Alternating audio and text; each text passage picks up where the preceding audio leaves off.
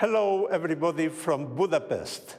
We are in a very beautiful building, the National Gallery. This is the Educational Chess Summit 2022, where we are going to talk for 4 hours about how to use chess to improve the quality of education. This is very important and is supported by scientific evidence. But if you are not convinced yet, then I think I'm going to convince you just in a minute, just showing you this panel I have behind me. For instance, look at this. Maria Gabriel, she is the Education Commissioner, not only education, many other important matters at the European Union. And she said that the chess can be integrated into education as naturally as a glove fits your hand. But not only that, look at how many skills you can develop or foster through chess. For instance, we have here logical thinking, decision-making. We have these 4 C skills: critical thinking, communication, collaboration, creativity. We have memory, concentration, calculation, and strategical thinking. But now, let me make a small exercise with you. In the next few seconds, please think about any other human activity that could be a very powerful and educational tool as chess. Are you saying football? No. Sorry. Football is not that useful for that. Philosophy, oh yes, philosophy indeed is very important, but philosophy is not a game. I'm afraid it's not easy to have a lot of fun working on philosophy. Music, yes, that is extremely good, very useful for education. It has scientific evidence and it's a lot of fun. But I'm afraid you cannot develop all these skills through music, not all of them, probably, right? Okay, but also I have intentionally reserved one corner, the one on your left down, to the end, because for 2 reasons. First of all, because emotional intelligence is extremely important, as we discussed last year, in the last year edition of this summit, with the Spanish expert Lorena Garcia, because emotional intelligence is transversal to all subjects.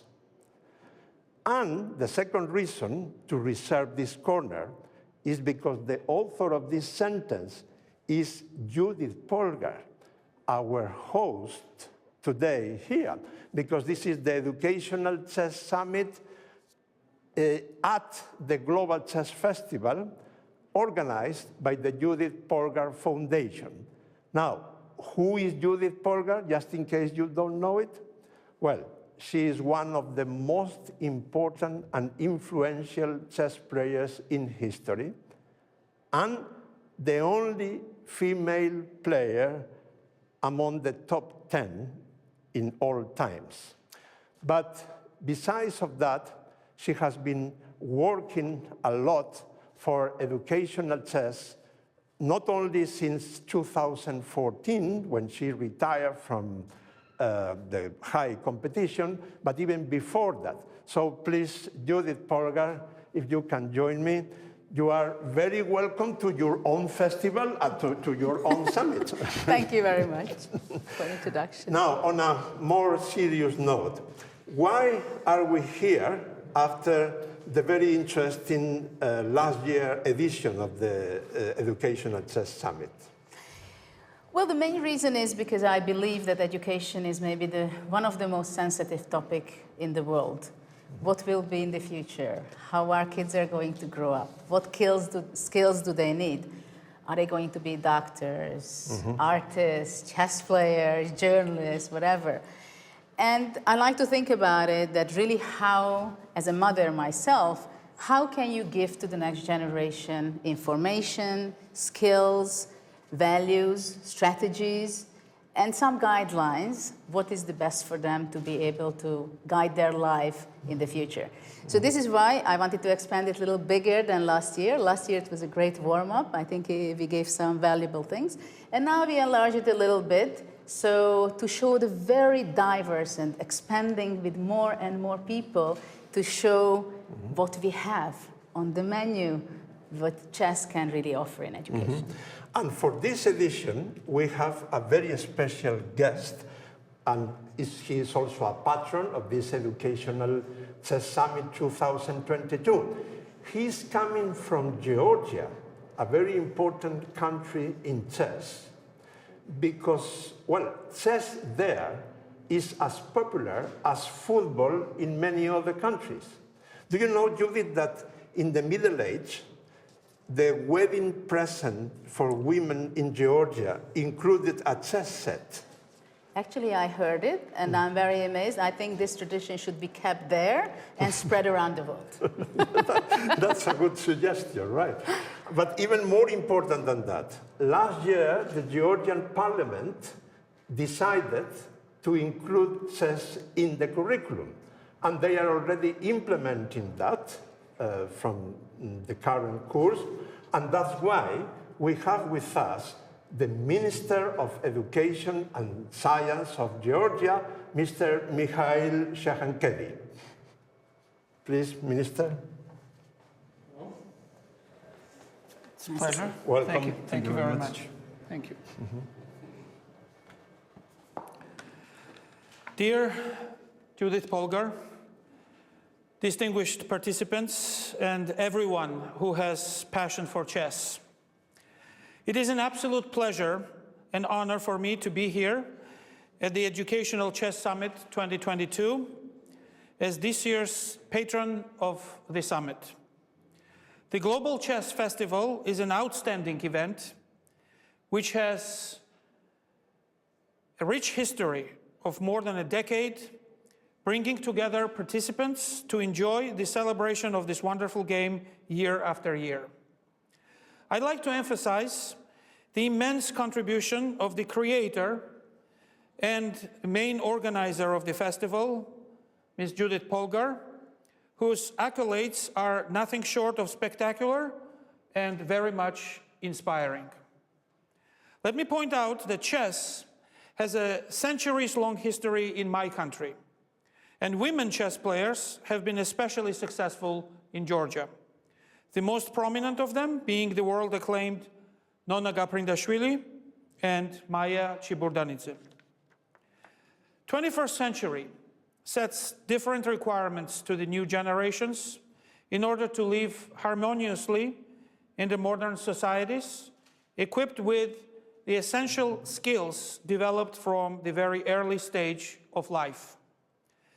Chess goes way beyond an engaging game. It is an effective educational tool for intellectual development of an individual. Playing chess has a beneficial effect on the development of concentration, memory, logical and critical thinking. It helps to establish value judgments, make decisions, and solve problems with creativity.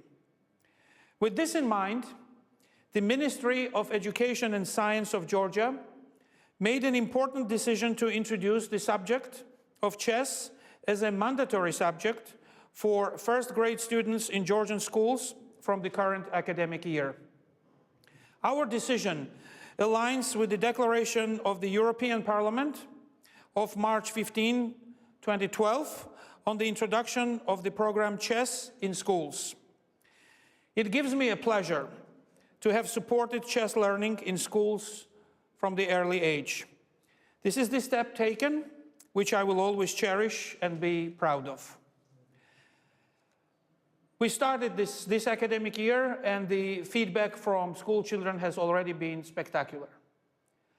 I'm a strong believer in philosophy that's captured by great Plutarch's expression that said that human mind is not a vessel to be filled, but a fire to be kindled.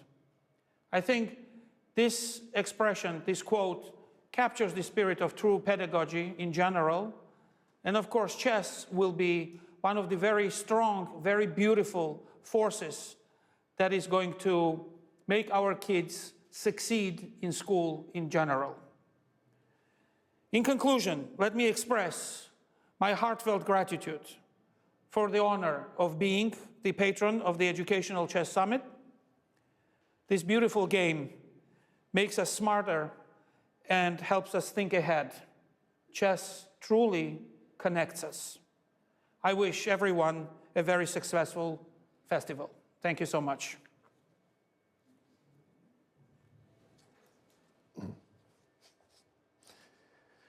Thank you very much, Minister. We will follow up your very interesting project very attentively.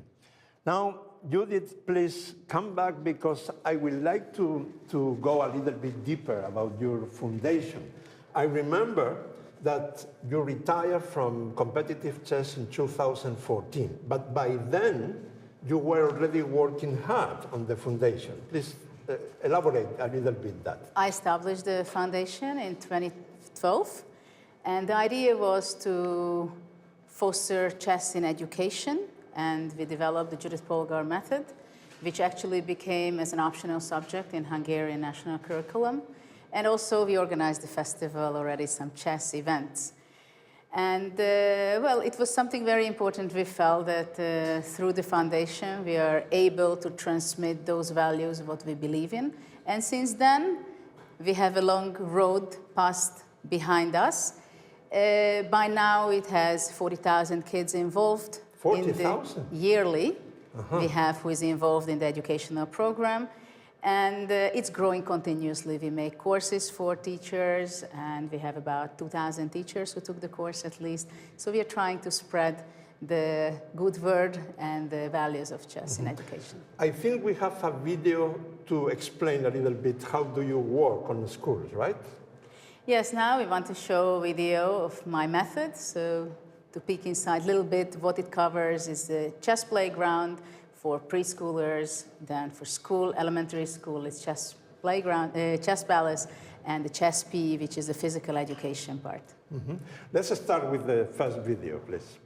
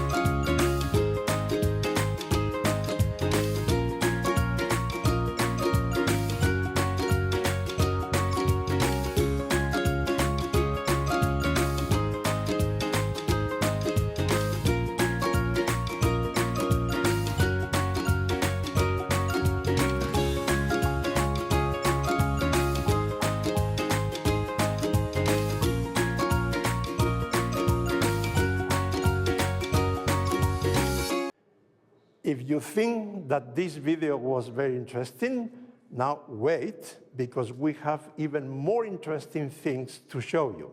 For instance, the chess palace concept. What is it? Let's watch the second video.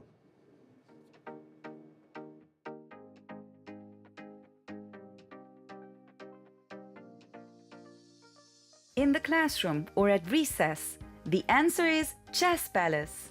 Creative thinking with pawns, knights and queens, a learning experience not dependent on screens. The magic for play is given here with no fuss. Playful, effective learning. Come stay with us. Help each other, think together and build a team. Integrated into other subjects, the children beam. The giant chessboard gives a word finder thrill, can be used in English or math class, if you will. Learning is fun for the child with tons of playing. The teacher enjoys the new way of educating.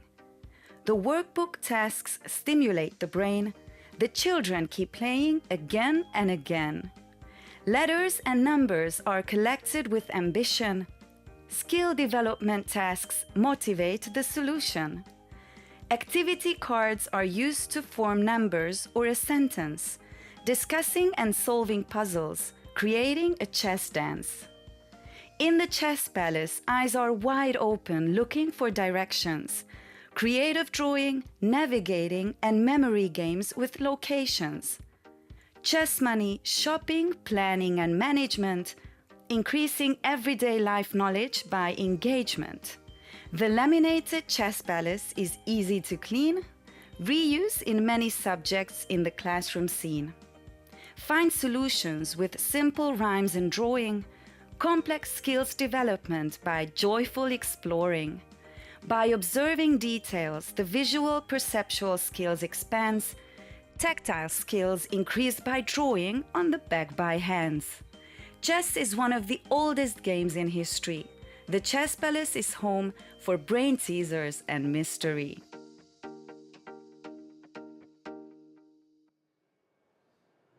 Judith, I'm always impressed by how well chess is working in preschool. I mean, from 2 to 6-year-old children. It's really amazing.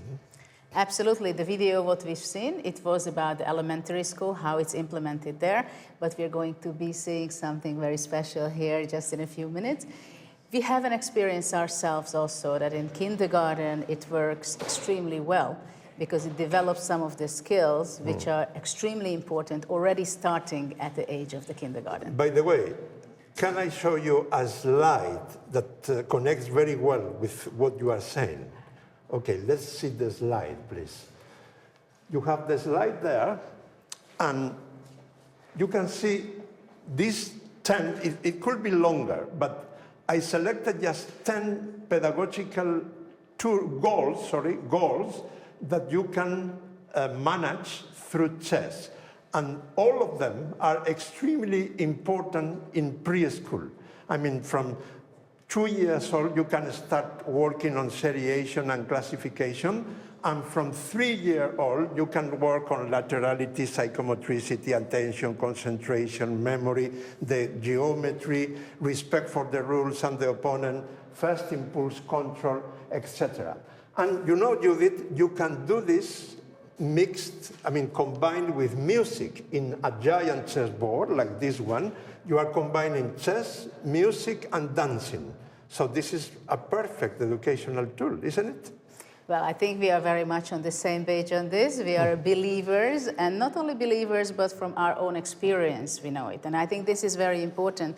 And this is what I want to transmit also, that we don't only talk about it, how great it is, and we say big things and big numbers and big words, but actually we want to show also, to say the teachers, the kids, to show them how they are really enjoying. And our experience is that many times is the teacher, even in kindergartens, they are skeptical that, well, I'm not sure I want to use chess because I'm not a chess player. And anyway, it's a game, but it's a game. Okay, so sit down and play the game. And then when they started, somehow they get encouraged in Hungary with my program, what we're going to see, but in other countries, in Spain or Argentina, in Colombia, wherever, they have a program, they start understanding that actually it's like a golden tool for them, for the teachers, how they can put a big frame and using the chess pieces and elements of chess to grow the kids as much as possible. And I think one of the key elements of chess, it's an incredible game. It is a gamification from all aspects. And it also can be extremely motivational.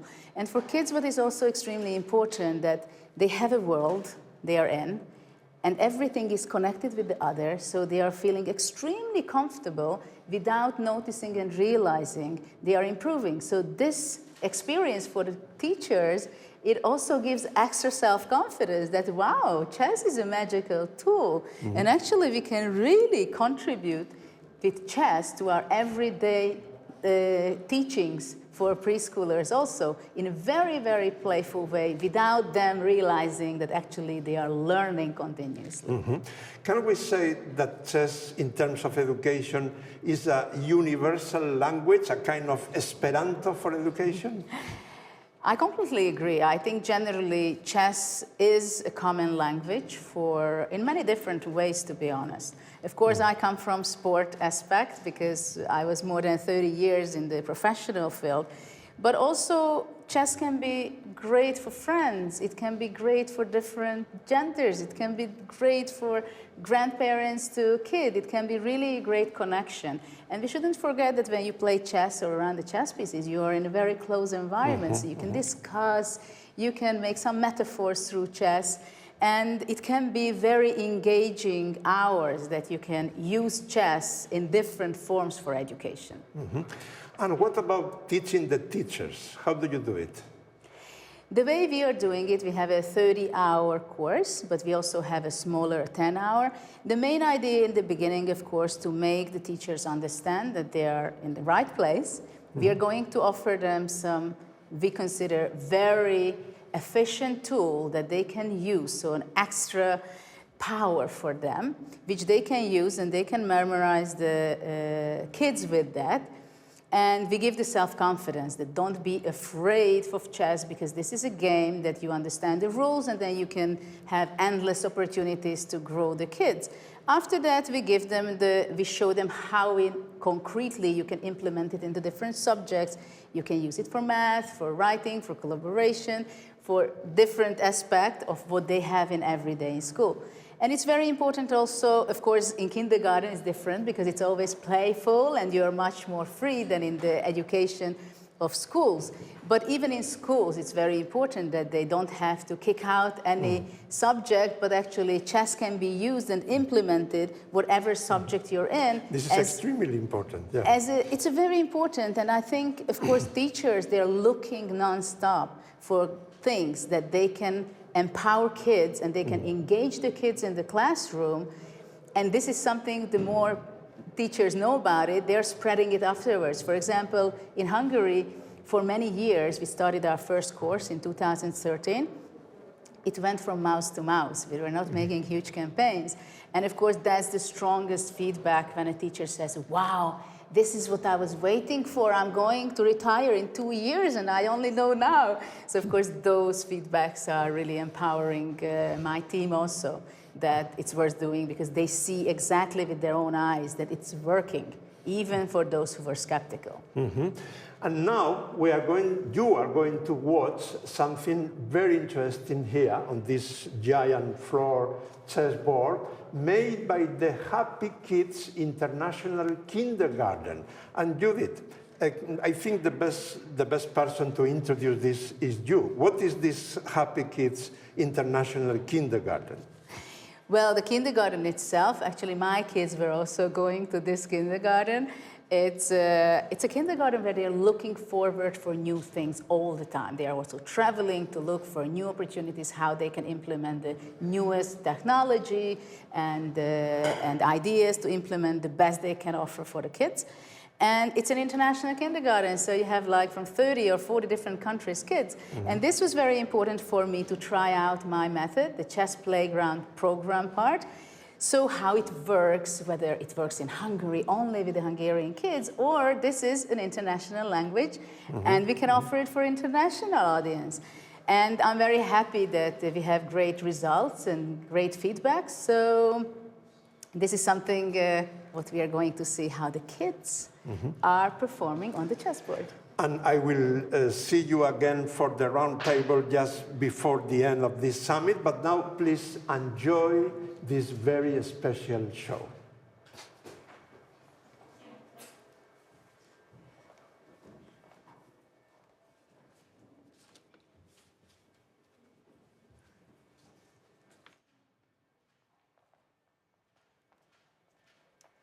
Okay, guys, come and take your place on the chessboard. Excellent. Come. Excellent.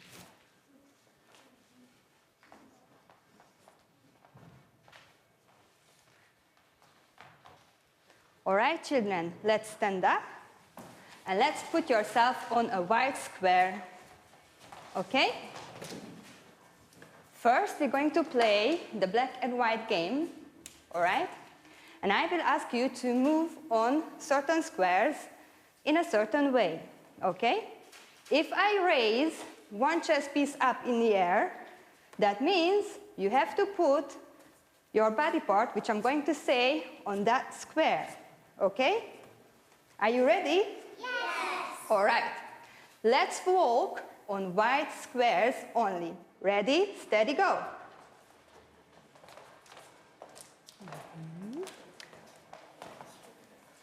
Put your arm on a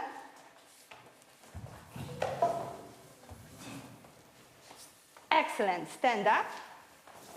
Now let's jump with your feet, 2 feet, on the black squares. Mind your peers. Let's put your nose on a excellent. Stand up. Now let's walk on tiptoes on black squares. Tiptoes. Excellent. Put your elbow on a elbow. Excellent. Stand up. Let's jump on any squares. Good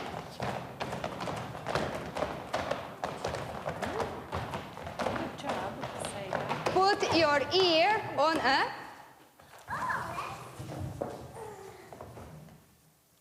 excellent. Thank you very much, children. Let's stand up. Okay, and form a circle. All right, come and form a circle. We are making a big, big circle. We can use the chessboard and make a nice and big circle. Excellent. We can let the hands go. All right, Rocky, we need to stand. Okay, and I have, who am I have here? King, right? I have King Caspian here. Okay, so you guys know this game. We're going to play the Quick Kings game. And I'm gonna come in the middle and I'm gonna choose one child to give the king piece. Let's say Rocky.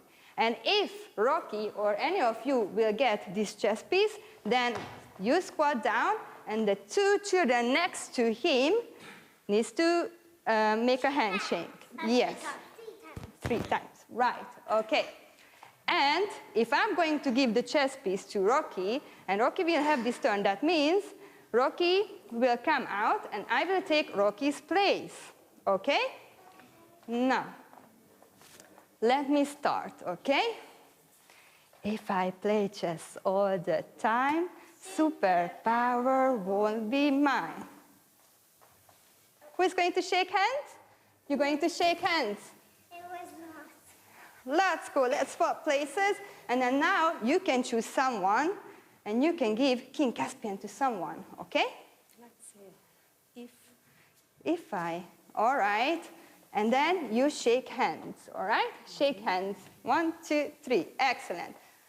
Okay. Say the rhyme. Let's say the rhyme. If I play chess all the time, superpower will be mine. Who is going to shake hands? With your right hand, right? That's it. Excellent. Taisei, you can come out. Barnabas will take your place. And then Taisei, now you can choose someone. All right, who is going to shake hands? Who is going to shake hands? Good job. All right, Taisei, you can take Mia's place. If I play chess all the time, superpower will be mine. Who is going to shake hands? Well done. Okay, Mia, you can take Lizzie's place, and now Lizzie, you can choose someone, right? If I play chess all the time, superpower will be mine. Excellent. All right. I'm going to take this Caspian from you right now, okay, because we're going to play another game, all right? We can, Rocky, you can take my place here, okay? We can sit down, okay? Let's sit down. And let's play one of your favorite games. Okay. Yeah, guess who? All right, so I'm going to cover Barnabas's eyes. Upside down, silly billy me. All right. Okay, and Kevin, I will ask you to just name a chess piece. And Barnabas, please find that chess piece from the set, okay? And remember, if Barnabas holds the chess piece that we are looking for, then what we are going to do? We're going to clap, right? If she doesn't clap, we're gonna say that. If she doesn't clap. Yes, and if the chess piece is not the right one, then we're going to say, try again. Are we ready? Yeah. All right. So, Kevin, name a chess piece. Bouncing knight. Bouncy knight, jumpy knight. Let's see if you can find one. Try again. Yay! Excellent. Now Mia is going to have one turn, and Rocky, you can name one chess piece, all right? Queen. Mia, please find a queen. A queen chess piece.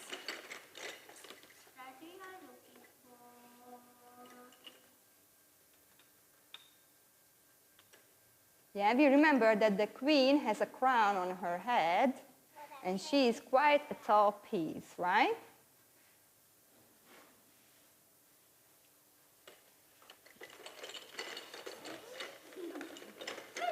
I guess she wasn't very sure. Give her some time, that's okay. Yay! Well done. Thank you very much. Okay, Taisei, I will ask you, okay, to name a chess piece for Laszlo, okay? Let's go, Laszlo, yes. All right. Taisei, what chess piece shall Laszlo find? King. We are looking for the king. King Caspian in this time, yes. Yes, that's exactly. Take your time, that's okay.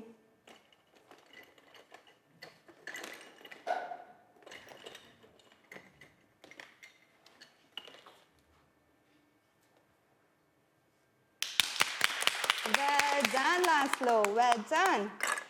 Okay, children, at this time, I'm going to ask you to stand up. Okay? And using these two rows, okay? Using these two rows, sit down on white squares, all right? So someone can come and sit here, okay? Come sit down here. Lizzie, come sit here. Okay, and I'm going to take the chess puppets. Of course, they are very cute. We have all of them right here. And Kevin, come. You can be the first child to do this game. Okay, let's guess who are you. Come and sit here. Okay, and I'm going to put this crown on your head. Okay, and let's sit sideways, okay? A bit sideways, okay? So I'm going to make you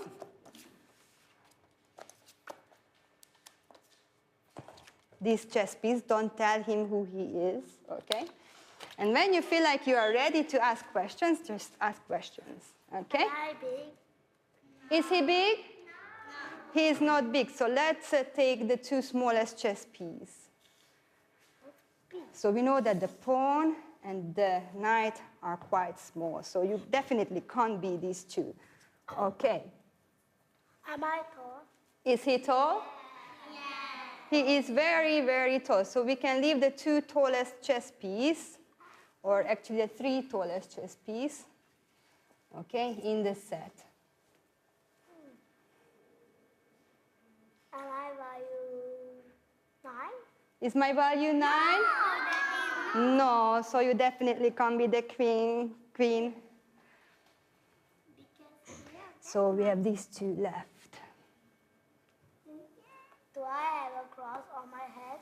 No. So am I Bishop. am I bishop? Yay, well done. You are. All right. Lizzie, come, let's have a turn. Okay, come and sit next to me. Okay, so you won't be away much from the camera.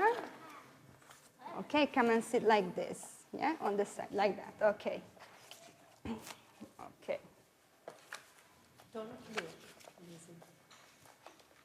So Lizzie, you got the crown on your head, and I placed a chess piece, all right? So are you ready to ask some questions? Yes.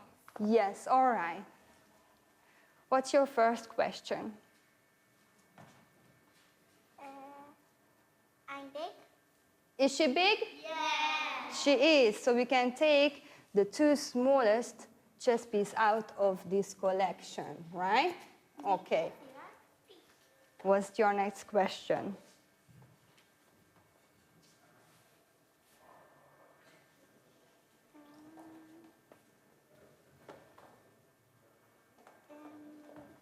Is my value 9? Is my value 9? Yes, so we know that we can take these out, right?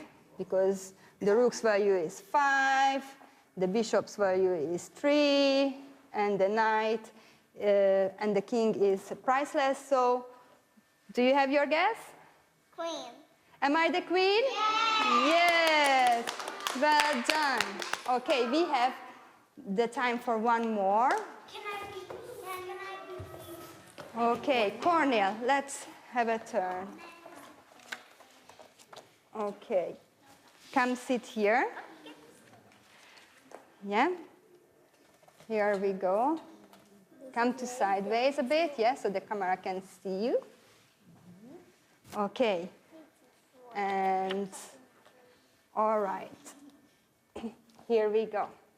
Are you ready to ask your questions? Yeah, all right. What's your first question? If I am small? Am I small? No. Medium. You are in the middle. So we can take the tallest and the smallest piece out from this set. Okay?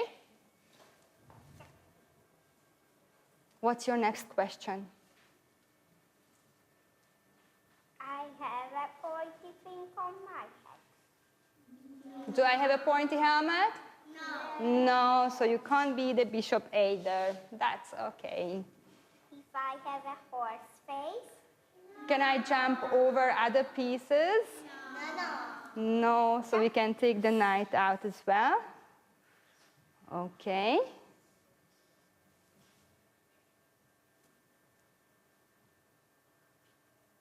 If my number is 9? Is my value 5? Yeah. Yes. So what's your final guess? Really red. Am I sturdy rook? Yeah. Thank you very much, children. Yes, they're all ready. Thank you very much, children. We can stand up. All right.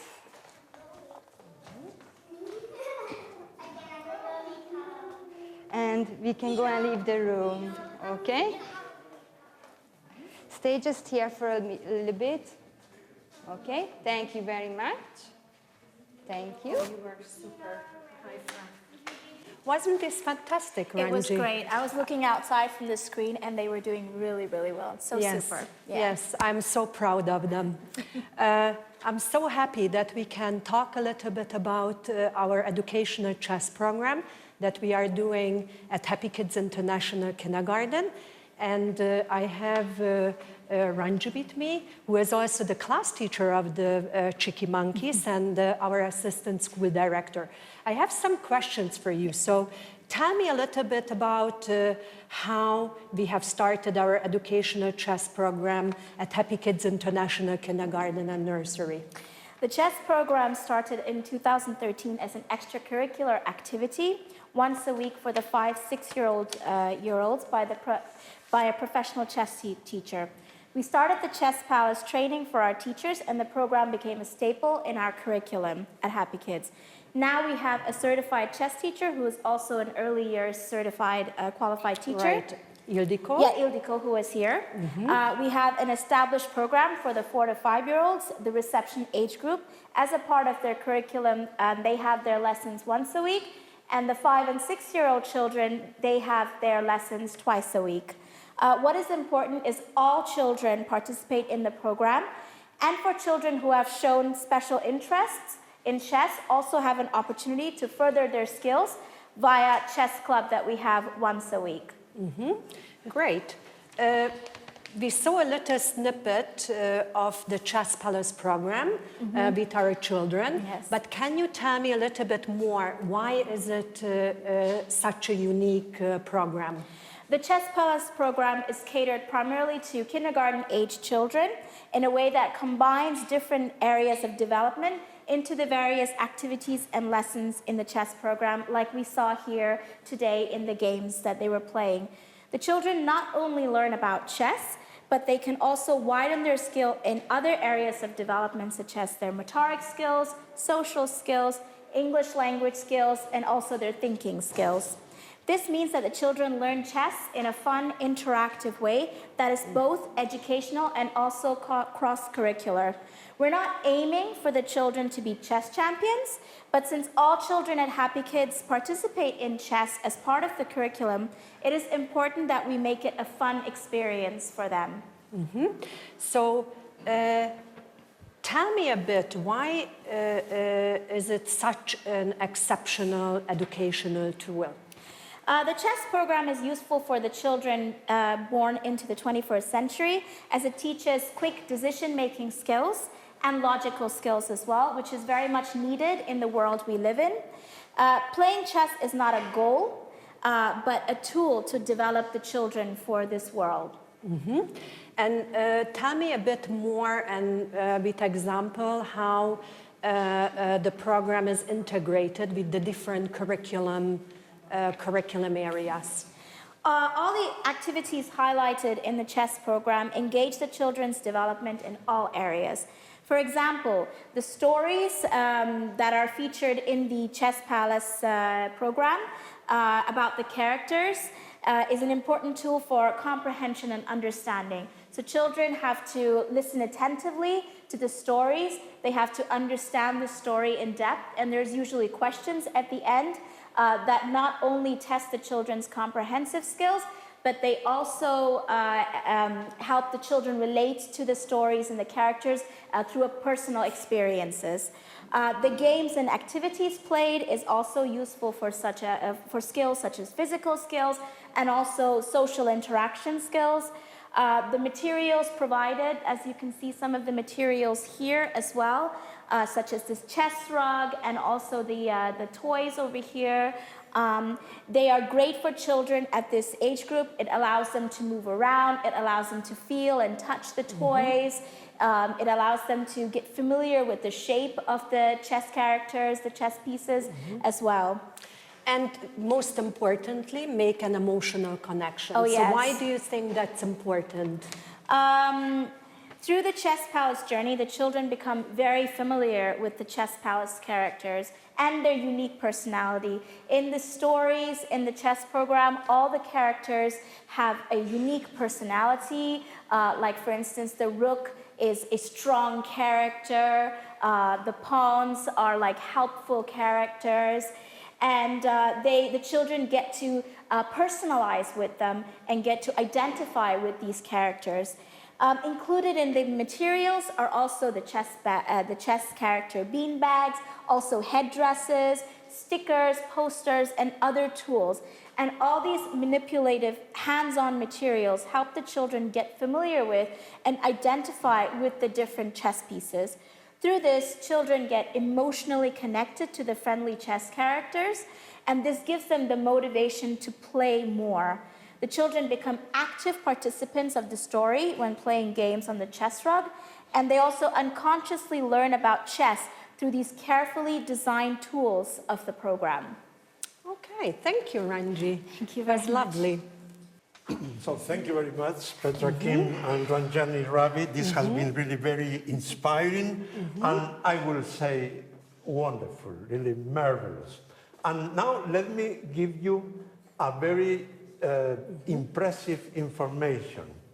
You know, the level of satisfaction among the preschool teachers using chess as an educational tool is over 90%, which is extremely high when it comes to any innovative educational tool. And now, in order to make totally clear that how chess is very important in preschool, I have interviewed Adriana Salazar. She is from Colombia. She has been working with chess in preschool for the last 25 years or so. And what she is doing now, she is applying the most innovative theories on education from Harvard University to chess. As you are going to listen right now, her knowledge on this field is very deep indeed. Let's watch the video. Hi, Adriana. Thank you very much for joining the Global Chess Festival. Muchas gracias por invitarme, Leontxo. Why did you decide to apply the theories of Harvard University to chess, and specifically to children from 3 to 6 years old? Bueno, hay tres cosas que me han interesado mucho de las teorías de la Universidad de Harvard en cuanto a la parte de educación. La primera son las inteligencias múltiples. Esta teoría del Dr. Howard Gardner es muy importante para el ajedrez porque parte de la base que tenemos distintos tipos de inteligencia y también que tenemos distintas formas de aprender y de entender la realidad. Entonces, lo que he tomado es ese concepto de que cada clase debe ser dada de una manera diferente, de que si debo enseñar un concepto, por ejemplo, un movimiento de una pieza, esto que parece tan simple, es mucho más fructífero si lo estoy enseñando desde las inteligencias múltiples, desde lo musical, lo lingüístico verbal, toda la parte lógica y también toda la parte espacial y todas las inteligencias confluyen en el aula. De esta manera, todos los alumnos tienen un espacio propicio para aprender ajedrez.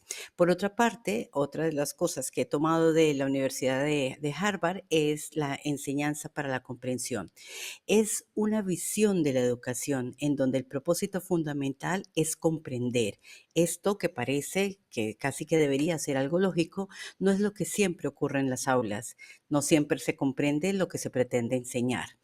Y también lo que pretendemos es que el ajedrez sirva para pensar. Es decir, bajo esta mirada de la educación, todo lo que se enseña debe ser para enseñar a pensar.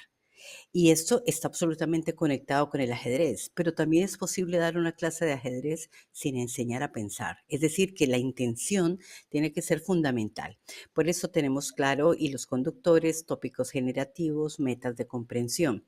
Y el otro punto que he tomado también de estos investigadores de la Universidad de Harvard es lo que Ron Richard ha hecho, es digamos que toda esa investigación sobre las rutinas de pensamiento. Las rutinas de pensamiento son esas maneras de preguntar para inspirar el pensamiento de nuestros alumnos, para hacer que afloren y también para que se pueda registrar todo ese pensamiento. Esas son las ideas que pues que he vinculado de todos estos conocimientos y de todos estos investigadores de la Universidad de Harvard para el método ajedrez en el aula. And in how many schools or how many children and countries is your chess in the classroom method used today? And how many hours of training do teachers need to start applying it? Bueno, tenemos más de 100.000 niños jugando ajedrez, pero cuando hablo de 100.000 niños jugando ajedrez, quiere decir que un alumno que empieza en su etapa preescolar, es decir, los 3, 4 años, tiene la posibilidad también de continuar en primaria, en la educación primaria, ¿no? Y estamos también en los países, en España y en Latinoamérica, estamos en Colombia, Ecuador, México, Argentina, Chile, y también estamos en Estados Unidos, en la Florida. In my lecture tours in various countries, I have seen that the level of satisfaction among teachers specialized in this stage, by the way, they are almost always women, is over 90%. They consider that only music is as powerful a tool as chess. And in fact, many of them mix the two of them. Why do you think this great success is due to this? Bueno, el ajedrez es absolutamente potente en edad preescolar porque podemos enseñar a calcular, a visualizar, sin que todavía nuestros alumnos hayan conocido los números, las operaciones básicas matemáticas, y es un momento propicio para formar una estructura mental óptima. Por eso es tan potente. Es potente también porque podemos no solamente desarrollar las habilidades mentales, desarrollar el pensamiento de los niños, sino que tenemos un espacio fundamental para desarrollar las habilidades sociales y toda esa parte también de la inteligencia emocional. Digamos que estamos confluyendo en un juego todo lo que realmente se pretende en un currículo escolar y sobre todo también de la parte de educación infantil. Es potente siempre y cuando la intencionalidad del maestro lo pretenda. Es decir, la música también es potente, las matemáticas, la literatura, todo llega a ser muy potente siempre y cuando la intención del educador sea desarrollar ese pensamiento de los niños y esas habilidades sociales que también estamos pretendiendo tener. That's very interesting indeed, but it will be even more interesting if you can describe a working session with pupils of from 3 to 6 years old in one of your schools. Bien, parte del éxito es que ninguna clase es igual a otra, ninguna. Es decir, partimos de la base de que el asombro es una de las condiciones necesarias para el aprendizaje. Ningún alumno nuestro llega al aula de clase sabiendo cómo va a ser la clase, porque un día todo se hace en el tablero gigante de ajedrez, es la parte inicial del trabajo con el cuerpo, pero también hay música, hay cuentos, hay problemas para solucionar, hay juegos con sus compañeros, hay juegos con el maestro o con la maestra. Otro día puede existir también la posibilidad de hacer cuestiones digitales, o sea, nunca hay una forma única de hacerlo. Nunca estoy haciendo solamente trabajo con el tablero gigante o solamente voy a hacer los problemas que aparecen en los libros que he escrito. No, el método siempre invita a que usemos distintos recursos y por eso es que está basado en las inteligencias múltiples. Pero en general, cuando hacemos una planificación de las clases, hay una motivación, hay una forma de empezar la clase. Hay dos actividades que fundamentalmente están conectadas con lo que vamos a enseñar en sí, en la parte técnica del ajedrez. Y también está la otra parte que nos interesa es qué es lo que quiero desarrollar del pensamiento a través de mi clase y cuál es la habilidad social que quiero desarrollar. Eso sí es en la planificación de las clases, eso es lo que está siempre contextualizado. Y por otra parte, está también cómo voy a hacer una valoración del aprendizaje. Es decir, la valoración, lo que podría alguien entender como una evaluación, es una valoración continua dentro de la clase. Es una forma de preguntar para saber si los niños han comprendido. Incluyo también las rutinas de pensamiento y hago también un registro para hacer visible el pensamiento de los alumnos. Y desde luego hay una forma de cerrar y de concluir la clase. Pero este esquema nunca se repite bajo la misma forma en la siguiente clase. O sea que hay una riqueza de recursos pedagógicos. And finally, will introducing chess massively in preschool education help a lot to reduce the huge gender gap in chess? Claro, claro que sí. De hecho, cuando enseñamos ajedrez en en la etapa inicial de la educación, las diferencias son mínimas, desde luego, porque el aprendizaje es muy natural para las niñas y para los niños. Aquí lo más importante que me parece es dar esa confianza total al pensamiento de nuestras alumnas. Yo jamás hago una diferencia, nunca. Ni siquiera como jugadora me he planteado que tengo que ser distinta o mejor o peor que un colega, pues un hombre. Jamás, jamás, porque tengo la total convicción de la fuerza que tengo como mujer. Y eso es lo mismo que impregnamos en nuestras alumnas. Ni siquiera ponemos en consideración, ni nunca una de nuestras maestras se le ocurre pensar que tiene unas diferencias que la hace menos capaz. Al contrario, siempre es un respeto por el pensamiento de las niñas y un respeto profundo también por el pensamiento de los niños. Digamos que el problema en la educación es cómo trabajamos juntos, cómo nos ayudamos, cómo hacemos ese trabajo en equipo, pero nunca quién va a ser mejor o peor, ¿no? Es diferente, es lo que necesitamos en el mundo, creo yo.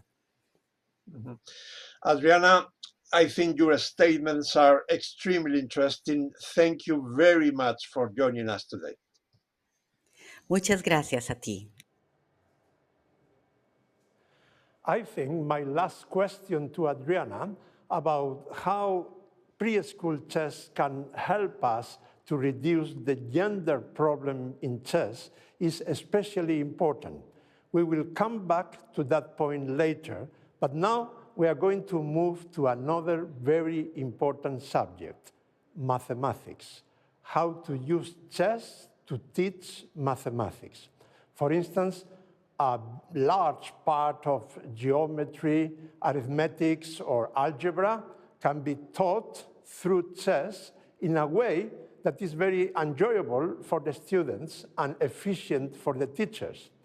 Our next speaker today is Rita Atkins, one of the world's leading specialists in chess and mathematics in the classroom.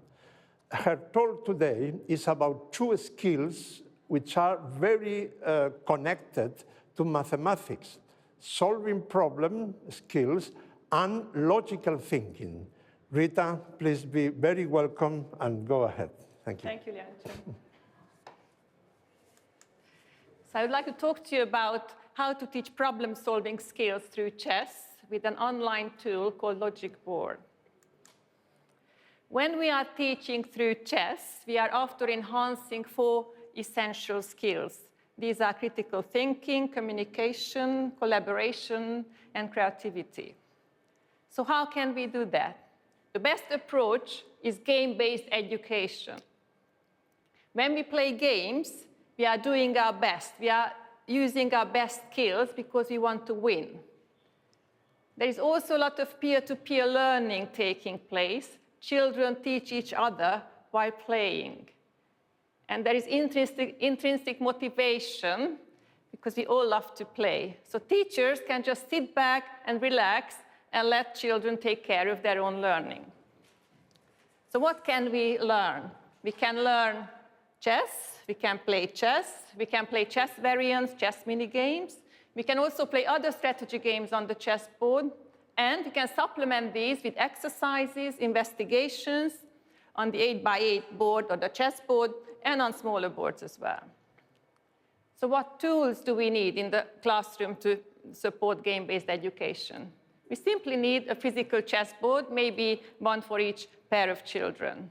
Chess pieces, of course, are helpful, and we often use colored and numbered counters to supplement these. And in this age, online tools help, and I'd like to introduce you to one of these, the interactive shareable chessboard, LogiqBoard. Just a few words about the history of LogiqBoard. It was initially developed to create colorful board diagrams for an Erasmus project called Chess and Mathematics in Primary Schools. It's interactive because many people can join the same board and they can play and cooperate, analyze games and positions together on the same board. This interactive feature was added during COVID when Chess Plus courses, these are online training courses run by a UK consultancy for teachers and chess coaches, they had to go online. We also use this interactive feature in another Erasmus project called 8x8, where we created a teacher's manual with 21 strategy games. Of course, these strategy games are also playable on LogiqBoard. So it's great for playing, collaborative problem solving, both online and in classroom settings. And now I'm going to show you a mini game, a strategy game, a couple of exercises, and an investigation that you can try out on LogiqBoard. So let's start with the mini game. I chose My Kingdom for a Horse, which is a mini game meant for younger children. There are 4 players in this game, 3 kings and a knight. The 3 kings cooperate to capture the knight. They move in turn before the knight moves. The knight seeks to escape and wins the game if survives a set number of moves, usually about 8. The kings move in turn before the knight moves. We can discuss with the students whether we want the kings to be placed as in chess, like not adjacent to each other, or we allow them to be next to each other. The kings cannot capture each other, and they are not allowed to stay in check. So in the first diagram, you see the starting position of the My Kingdom for a Horse game, and in the second diagram, the knight is already caught. Now for a strategy game, Breakthrough. Breakthrough is a pawn-like game. It was invented in 2000 by Dan Troika from the USA, originally meant for the 7x7 board, and we adjusted it to the 8x8 board. Each piece can move forward, straight, or diagonally, just one single square. Captures are also made diagonally, and they are not obligatory. The winner is the person who reaches the opposite side with the first piece.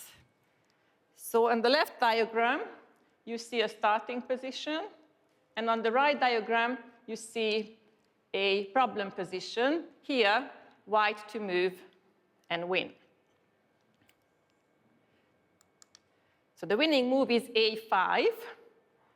If you play a5 with white, black has 2 options. Black can either take on b5 or on a5. If he takes on b5, then we take on b6. And then we play to a7 or c7, and then we march in the next move. Similarly, if black takes on a5, then we play b6, and then in the same fashion, we go on to a7, c7, and win the game. A couple of exercises for you. This is the grazing knight. The knight would like to graze on green pasture without returning to the same square twice. He's very hungry, wants to eat grass in every square. So how should he proceed? The solution is depicted on the right-hand side. There are many ways to do it. This is a particularly easy exercise. Even younger children can do it, but you can make it a lot more difficult, for example, like this. This is not so simple. The exact same rules, and the knight has to jump into every square only once. If you also want to enhance children's creativity, then you make them into problem solvers themselves. You will also make them create these exercises themselves, and they will have to make sure that there is, of course, at least a single solution for each of their problems. You can use LogiqBoard to teach languages too. Here, two bishops cooperate and try and find some fruit in their garden. And the fruits they find are apple, pear, fig, and plum, of course, strictly in a diagonal fashion as the bishop moves. Or you can have rooks. Here, the rooks were looking to find little animals, and they found squirrel, bird, mole, and lizard. Another example for the knight. We'd like to learn a lesson about the knight here by jumping through every letter once on the board. And the message is a knight on the rim is dim. This exercise enhances critical thinking and communication skills as well. And last but not least, an investigation, Star Battle. This was created by Hans Enderbach in 2003, and this was also featured in the popular New York Times puzzles page. I like investigations because in investigations you can teach many problem-solving strategies to children. So quickly the rules. You've got 8 regions on the chessboard. The task is to plate 8 kings on this chessboard so that there is a single king in each region, in each column, and in each row. And kings, just like in chess, are not allowed to be adjacent to one another. So let's try and enhance our critical thinking and creativity. A problem-solving strategy, find a good starting point. Here, a good starting point is go for smaller regions. So we're trying to place a king into one of the small regions. I chose G1 and G2. If we put the king on G2, then in the neighboring regions, the other king can only go to E2, but that's not possible because then you would have 2 kings on the same line. Hence, the first king must go to G1. Visualization is another important problem-solving strategy. So let's put a red cross everywhere where the king can't go. And now we try to find the second placement for the second king. Can't go to F3 because then on the yellow region above, there would be no free place for the king. So it has to go on E2. So I would go up to this point on a demonstration board with the children, and then I would let them maybe work in pairs or in small groups and completely exercise. And of course, you can repeat the problem for different board regions. You can let students design their own regions, making sure that there is definitely at least a single solution. You can make it easier for younger children if you give them a few king's placements before asking them to complete the exercise. You can also gamify this. The players can take turns to put a king on the board alternately, and whoever places the last king is the winner. And Star Battle can be played with other pieces, knights, bishops, and rooks. So what I've done is I created a LogiqBoard worksheet for you with all these exercises and games. So please take a look at that and use it in your own practice. Thank you for listening. Thank you very much, Rita. What I can tell you about this is when math teachers are listening to this kind of lecture, they immediately realize that chess can be a very good professional tool for them. And that's why chess is working so well as a transversal and interdisciplinary method. By the way, let me tell you what happens when I meet some ministers of education or high officials in different countries, and then after showing them some scientific studies or some international long experiences, they interrupt. This happened to me several times. They interrupt my explanation and they ask what I call the $1 million question, which is, okay, I am convinced, but now tell me what I'm going to take out from the curriculum to put chess instead. And my answer is nothing. And that answer makes them very happy, believe me. So that's why, as I said, transversal and interdisciplinary method is working very well in different countries or territories, like Hungary or Uruguay, or some provinces of Argentina, or Spain as well. By the way, let me tell you a little bit about my country, Spain. I think this is a nice story.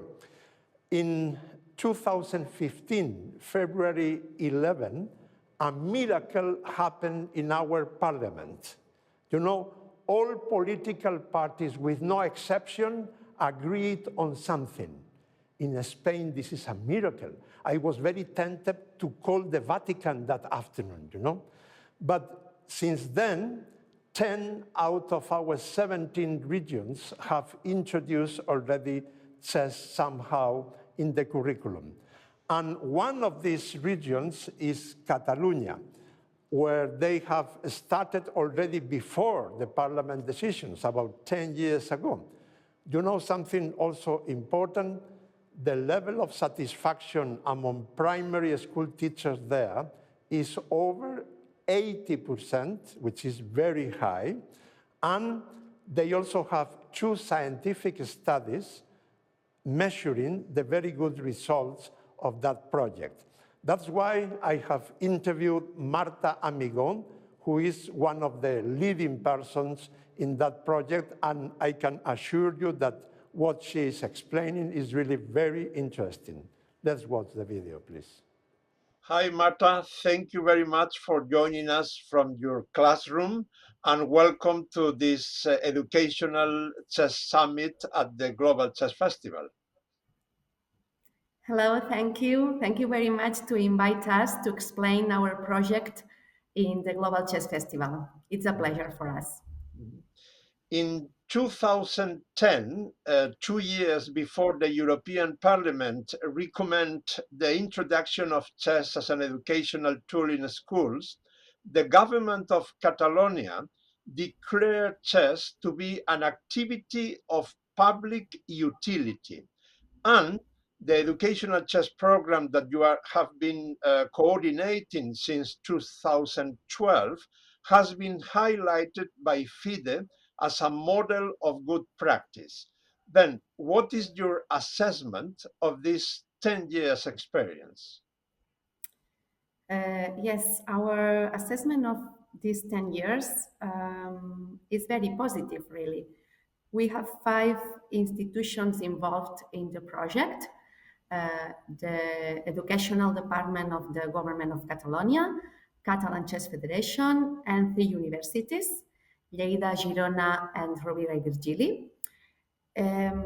Although we still have a long way to go, we have 400 educational centers of primary and secondary school in our project that are using chess as an educational tool into the school hours, in lective time. Then, thanks to the program, a lot of people have been able to learn about chess as an educational tool. And in addition, the training have been highly valued by the teachers. The satisfaction rate is very high, above 80% of satisfaction, higher than in other projects of the department. And so we are really very happy. Mm-hmm. Besides this very high level of satisfaction among the school teachers, the University of Girona has carried out 2 scientific studies to measure the results. What is the summary of their conclusions?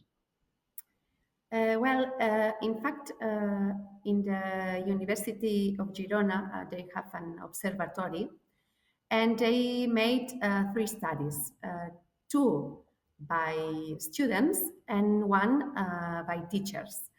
In the case of the students' studies, it has been seen that children who was playing chess or doing chess as an educational tool in lective time had better results in some mathematical aspects and in language too.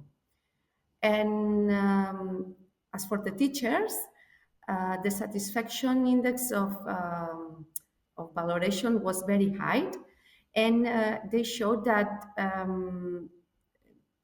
chess can help students in values, in habits of order. For example, the teachers see that there is a transfer of learning from chess to other aspects or other areas of daily life. And it's very important too. Mm-hmm. And can you give us some concrete examples of the transversal and interdisciplinary approach in different subjects? Yes, of course. Chess teaches us many values, such as respect. When we shake hands, for example, at the beginning and at the final of the game, we are learning to respect the other, to congratulate the other. It's very important the patience. For example, in life, it's important to know how to wait and observe before to acting, for example. Then chess gives us all these things. They also help us a lot of, can help us in a special orientation. And from a very young age, the students work with the coordinates on the board, with psychomotricity and playing games. The order of the rows, the columns, these are mathematical concepts. And then, for example, more things, knowing how to do a plan and adapt to new situations without collapsing is very important in our daily life. And through chess, like a game, in a fun way, we can work on all these things, for example. Mm-hmm. That's very interesting indeed. Now, let's talk a little bit more about the school teachers. How do you train them to use chess in this way? How many hours of workshop time do they need to start with? And are there other refresher or improvement workshops afterwards, the following years? Yes, during these years, we organize a lot of courses, training to train teachers. We have taught 2,082 courses on the use of chess as an educational tool. 2,000 teachers have been trained, but we have different course modalities. We have 4 modalities. In many of them, have taken more than one course. These teachers did more than one modality. In total, we have issued a little over 3,300 certificates. And these course modalities are initiation, deepening, consolidation, and we have other group that is called More Chess. In this group, teachers are working, organizing meetings between schools, or making new materials, for example, or refreshing some concepts. And each course is 20 hours, 10 hours face-to-face, and 10 hours online. But during the pandemic, we have done courses 100% online because it wasn't not possible to do face-to-face. Then the Department of Education offers them free for the teachers. And in these courses, we combined the theoretical part with the practice. It's very important that teachers can practice all that we are explaining, to experiment all these things. And it's very important to motivate the teachers and break the cliches about chess, because chess is fun and chess is a very interesting educational tool. And in this formation, teachers can see it and can feel all these things. Mm-hmm. And finally, let's suppose that among our listeners today, there are some who are thinking of starting a similar project with the transversal interdisciplinary method. What advice will you give them? What have you learned during these 10 years? I would advise them to try to find institutions that will support them. It's very important. And to start the project with a pilot test with some schools. It's important to do a lot of publicity and explain to teachers that it's not only play chess, is something more, is chess can help the pupils with values, mathematics, planning, concentration. It's very important to explain it better, good. And during these 10 years, I have learned a lot, because the teachers are very, very creative, and many ideas emerge during the training. Then we all, the trainers and the teachers, are learning during the sessions. And it's very, very rewarding. Mm-hmm. Thanks a lot, Marta, for helping us so much to explain what the transversal and interdisciplinary method is and how important it is. Thank you very much. Thank you. Thank you. I have visited personally some of the Catalonian schools, and I can tell you that this project is very successful there indeed. Now, we have 2 more presentations related to how to use chess in a transversal and interdisciplinary way.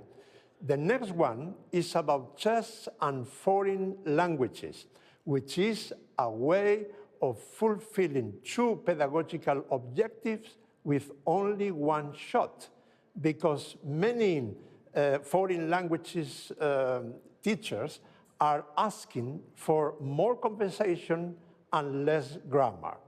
And in order to talk about that, we have the ideal person. Phillipe Vukojevic is from Belgium. He's a lecturer at the University of Applied Science, but even more important, in my opinion, he's combining 2 passions, foreign languages and chess. Phillipe, please go ahead. Be very welcome. Thank you. So, I want to break a lance for using chess as a tool for pedagogical tool for foreign language acquisition. If you ask people, what do you need to study a language, to acquire a language, you will probably have 2 answers. You need knowledge. You need knowledge of vocabulary, you need knowledge of grammar rules, you need everything that can go to the next step, and that is skills, productive skills, receptive skills. But I hear a lot of teachers, language teachers, complaining. They are frustrated because students don't want to study vocabulary, because they don't understand grammar rules, and because language acquisition is a time-consuming activity. They don't have enough time to explain everything and to have enough time to practice languages. It is quite bizarre that what your mother tongue is concerned, you don't have those complaints. Hungarian is a very, very difficult language. And I never heard one Hungarian child complaining about the difficulties of his language. Same is true for Japanese kids. How come? Well, we have to imitate the conditions to facilitate language acquisition, be it mother tongue or foreign language. The first one is motivation.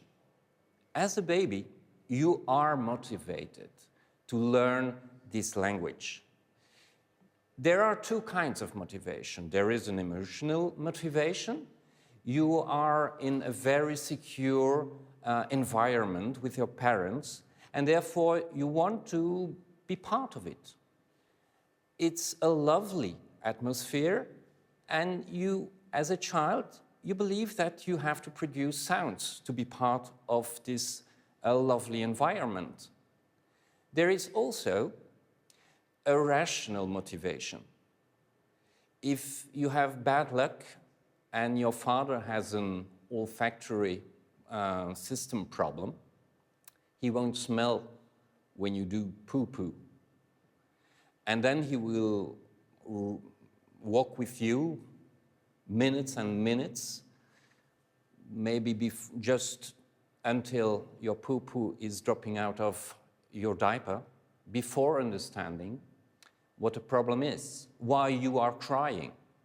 So when you use the word poo-poo, suddenly your father will understand. So there is a rational motivation to learn your mother tongue. A second condition to have modern language acquisition is interaction. As a child, it's quite clear. You hear your language hours and hours. Let's say 14, 15 hours a day. So this interaction is very important in your language acquisition. And of course, if you're motivated, you don't bother. If something is funny, you spend hours and hours to do it.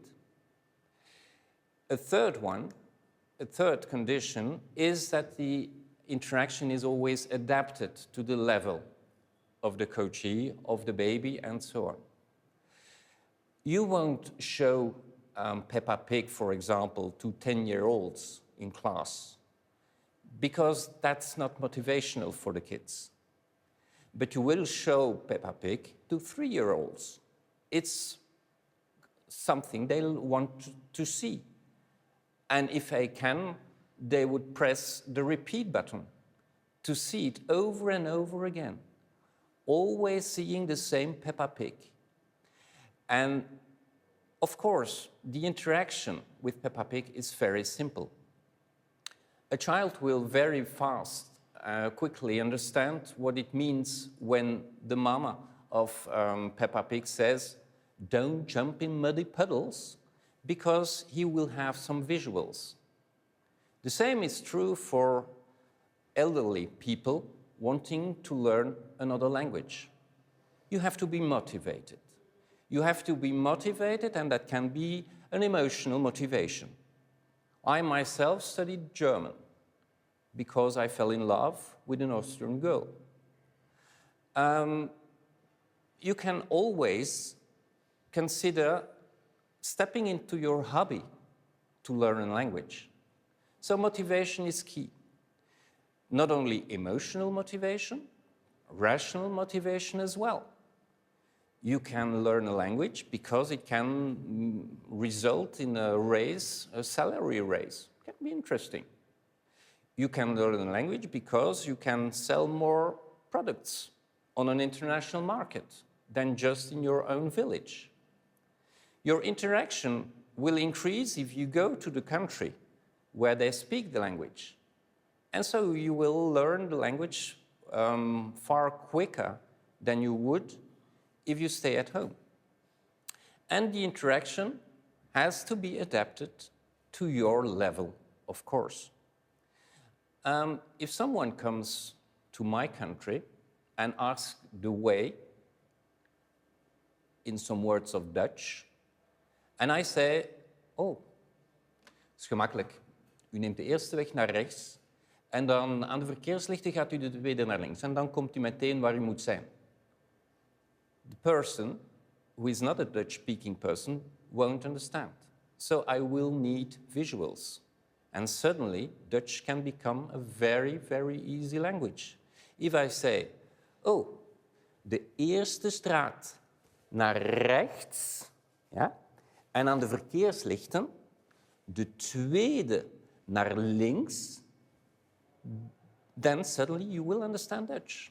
Because the language I use is adapted to your level. Okay, what does it mean for chess? I can use a phrase that is quite famous nowadays. Chess speaks for itself. Children like to play. They are really motivated to play. And so you will create that motivational aspect. Rational motivation because they want to know what you are saying when using a foreign language. They want to know the instructions they have to follow to play the game. There is also an emotional motivation that will be important later, at a later age. Because if you teach, for example, chess to French-speaking children, that's what I do, in Dutch, they will associate Dutch with something funny. And so you will create some affinity with the language, which is, of course, important at a later stage. Of course, you will have a lot of interactions between teachers and children, not during the foreign language course, but during another course. And we all know the benefits of chess, but we can add the lingual benefit of it when using a foreign language. The third very important aspect is also respected, because we can use didactics, a lot of visuals, a lot of repetition to go through the chess rules. I know that a lot of teachers who are not foreign language teachers are afraid of using a foreign language because they say, I don't master it, I don't know the grammar rules, I have not enough vocabulary to do so. But that's not a problem, because when you teach geography or history, you do it in your mother tongue, and you will add a lot of interaction for the children. You can do the same with chess, using another language, by repetition, by visual, as I said. And if you are really afraid of using that foreign language that you don't master yourself, you can, for example, use a puppet. And the puppet will speak the foreign language, and you will be the bridge. You will be the bridge between the puppet who speaks the other language, with mistakes, but that's not you. It's the puppet who makes the mistakes, and the children who don't understand the puppet, but will have a lot of affinity for the puppet and the language he speaks. Therefore, I can only break a lance for every teacher, not only the foreign language teachers, but all teachers, to try to teach chess in a foreign language. It has a name. The child has a name.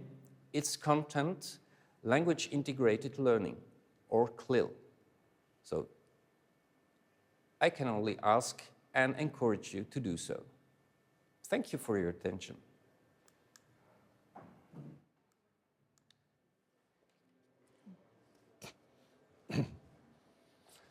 Thank you very much, Phillipe. That has been very inspiring indeed. Thank you.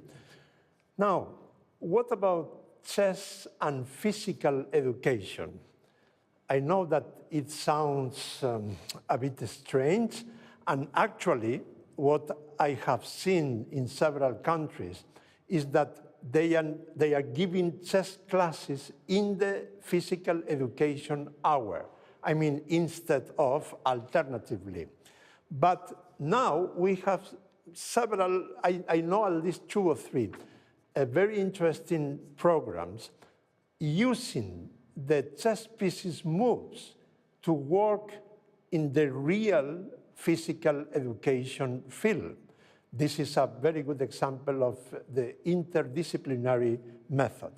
And one of the best, I know, it has been developed recently by the Judit Polgar Foundation. They started just the last semester at the university, the physical education, the Hungarian University of Sports Science. And now what we are going to enjoy and to learn is about physical education in a giant chessboard.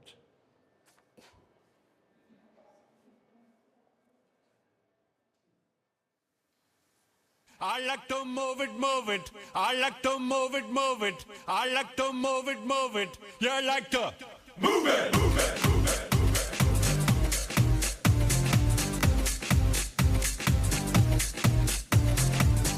All girls all over the world. Original King Julian, but the case man. I love how all the girls move their body. And when you move your body, you move it nice and sweet and sassy, alright? Woman, you're cute, and you don't need no makeup. Original cute body makeup on model, you're cute, and you don't need no makeup. Original cute body makeup on model. Woman, physically fit, physically fit, physically fit. Woman, physically fit, physically fit, physically fit. Woman, nice, sweet, fantastic. Big ship on the ocean is a big Titanic. Woman, nice, sweet, energetic. Big ship on the ocean is a big Titanic. Woman, nice, sweet, fantastic. The ocean is a big Titanic. Woman and nice, sweet, fantastic. Big ship on the ocean is a big Titanic. I like to move it, move it. I like to move it, move it. I like to move it, move it. You like to move it, move it. I like to move it, move it. I like to move it, move it. I like to move it, move it. You like to move it, move it, move it.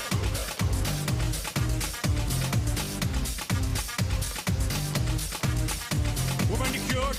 And you don't need no makeup. Original cute body makeup on mother. Woman, you cute. And you don't need no makeup. Original cute body makeup on mother. Eyeliner. Funny face and make one mud up. Nose powder. Funny face and make one mud up. Like your eyebrow. Funny face and make one mud up. Got your lipstick. Funny face and make one mud up. Woman, you nice broad face. And you nice hip. Make man flip and bust them lip. Woman, you're nice and you don't get deep. Big ship on the ocean at the big Titanic. Woman, you nice broad face. And you nice hip. Make man flip and bust them lip. Woman, you're nice and you don't get deep. Big ship on the ocean at the big Titanic. Whoa!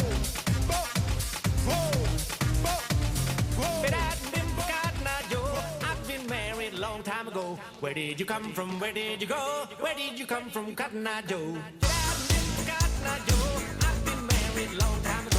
Where did you come from? Where did you go? Where did you come from, Cotton Eye Joe?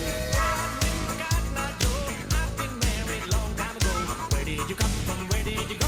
Where did you come from, Cotton Eye Joe?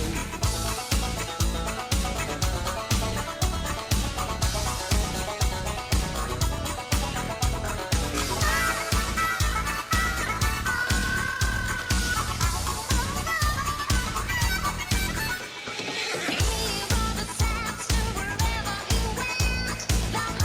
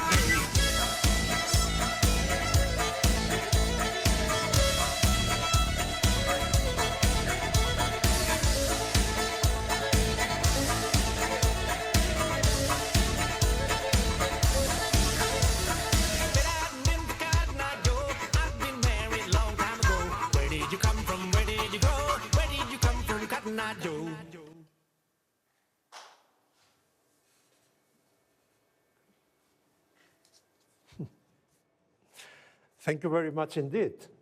This has been really fantastic. Thanks a lot again to the Judit Polgar Foundation.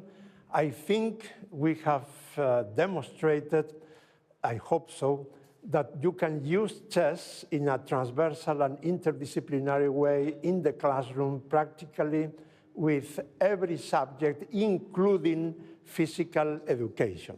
And now let's move the angle to another very interesting issue, chess and decision-making.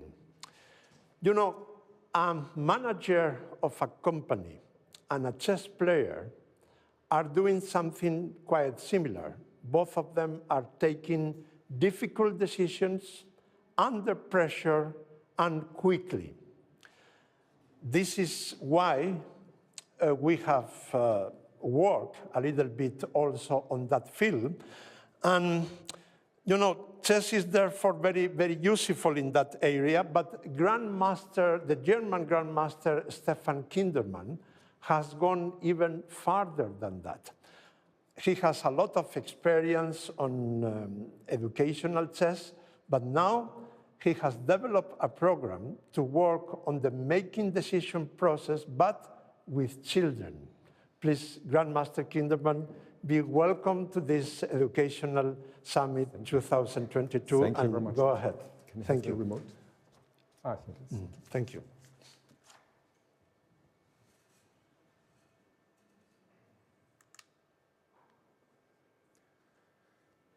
Well, thanks a lot to Judith for this great event and for the invitation. I'm very happy to tell a bit about our concepts and our background. Our Munich Chess Foundation now just recently became 15 years old, so it's quite a big teenager by now.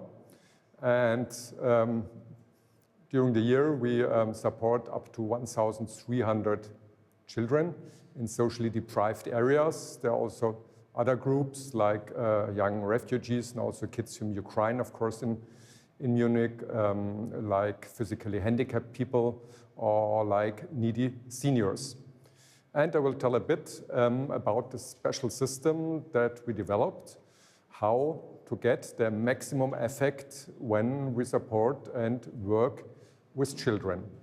We developed the so-called King's Plan for Children, original title Königsplan. This originally we developed for managers and executives. German, not so easy to pronounce, Königsplan, King's Plan. And this is a strategy model over 7 stages that I developed together with economy professor Robert von Weizsäcker and my good friend Diana Dengler. And it's a model for planning and decision-taking. And it's generated from the analysis of the structure of the thinking process of the best chess players, of grandmasters. And nowadays, on this topic, we are giving lectures, we are giving workshops for the Bavarian government or for larger companies or for professional conferences. Now then, several years ago, we got the idea to use these strategies to give them for kids in a way that they not only can profit from all the known benefits of chess that you all know very well, but to give them tools to solve very concrete problems in school, if they have the next text math exercise, if they have stress at the schoolyard, just to change the perspective, seeing the world through the eyes of the other one. And this, the King's Plan for kids, for children, is basically divided in 2 phases. In the first phase, of course, like with all good chess didactics, the most important is to make the kids enthusiastic about chess, to make it very lively, very many interactive elements. And well, just to give you some examples of this concretely, for example, the kids, in this case myself, but with one of our trainers, but usually the kids themselves, they become kings or rooks, and you can always, with simple constellations, no more than 4 pieces, otherwise it's chaotic, the kids can show, let's say, how to attack the king, how to give checkmate with king and rook against king while becoming the pieces themselves. And you show at the same time the position at the demonstration board. And there are many other ways how you can use this. Just to give one other example, if a kid himself or herself cannot solve a problem given at the demonstration board, you don't say, oh, you failed. No, because it's very important to develop self-confidence. So the kid gets the crown and the scepter and can get an advisor from the class, and they can try to solve it together. And if they don't succeed, they can get even another advisor. So this is one practical tool. Another one is what we developed, our chess yoga. This is a way to bring yourself also, especially with the kids, if they're a bit tired or over hyper nervous, to get them into a good personal shape. This corresponds with the first stage of the Königsplan. Begin in best form is the title, because for any kind of challenge, my personal shape is an all-important requisite for having success afterwards. Here you can see it in actions with a bit more kids. And this is a very effective way. It's not only yoga, but you play the chess pieces. And so it's fun. And afterwards, you're refreshed and you have more power. And a very important point, even in this first phase, when you try to get kids enthusiastic about chess, to put the rules in a context of sense. So it means not just to show the king goes like this, the rook goes like this, but combine this with first little trainings and exercises in thinking. Also here to give one example, that you can use only the kings to pose some interesting problems that even, as we see in our workshops, even for top managers are not so easy to solve. In this position, the task for white is to break through to the black back row with the yellow fields. And here to solve this, you have already to think some moves ahead. Imagine what possibilities you have, which variations, what are the black reactions. So you have to switch perspective and go into the world of the other one. And you have to foresee the best defense for the other one. And even if you find the best move for white, in this case king to a5, after the black defense, if the black king goes to b7 to stop him to break through to the last rank, you have to find the next white move going into opposition to b5 and understand the concept of Zugzwang, because optically it looks exactly the same like other constellations when you cannot win. So already with kings you can really introduce some very interesting elements, and each piece that we introduce in our system is linked already with some thinking exercises and some corresponding practical examples from life or other areas. Okay, then when the kids, so to say, have caught fire, when they start loving the game and having lots of fun and have first experiences of success, now we can really introduce some strategies in a very simple, childful way of our strategic model, Königsplan, Kingsplan. So how do we do it? A very important tool that can be recommended and can be used to introduce any topic is our concentration game. This is very simple. In the concentration game, you show chess position according to the level of the kids, of course, that they can understand it. And you give 2 minutes time. Children have to memorize the position. It's also a very good tool if it's a bit noisy in the class, because this is absolutely focusing. The kids are very quiet and concentrated because they know after 2 minutes you put some blanket over the chessboard that you showed before. And in the first step, they have to reconstruct the position. And later on, if they advance, also solving problems blindfold. And this is much more than just a memory exercise, because in more complex positions, the kids have to understand very quickly what are the important elements, what is really going on here, what do I have to focus on. And of course, it's also good training in visualization. Now, just to show you a practical example from a simple chess position, how to use this simple routine of thinking.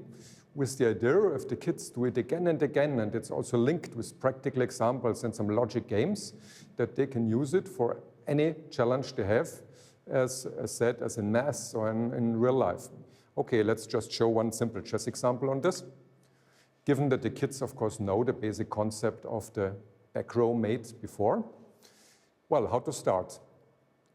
If you look at this position, because it's important from the very beginning to build up this thinking routine that can be used again and again, and then it will be also very effective in much more complex positions when the solution is not so obvious, like for better chess players, like in this example. Well, how do we proceed? As I said, the first thing is, look, how is my state, how is my shape in the moment? As I said, this is a very important prerequisite, this first step of the Königsplan. And if these kids who are used in the environment, if the problem is occurring, maybe just to run away or to fight, just to breathe deeply, take a quiet look at the given situation, and then switch on the brains, we achieved already quite a lot. So the next step, so not to develop some wild ideas, but first clear, quiet stock taking of the given position. What is going on here? The first, the simplest, of course, the material, which is obviously equal here, but still important to do it in a systematic way. And then the second one, in this case, later on it gets more complex, of course, the fate of the kings. In what shape are the kings? Are they afraid? Are they relaxed? As my colleague Diana Dengler used to say, can the king sit back, take a cocktail, or is he afraid? Is he nervous? Well, and then, after we succeeded in doing this meticulous stock taking, basically, about the position, what's going on here, how is the starting point? Now, stage 3 and 4 in the Königsplan, in this case, because it's a simple case, they melt into each other, is to look in the traditional forward thinking, as we call it, looking what are the variations, what are the power moves, and just give them a bit of thinking.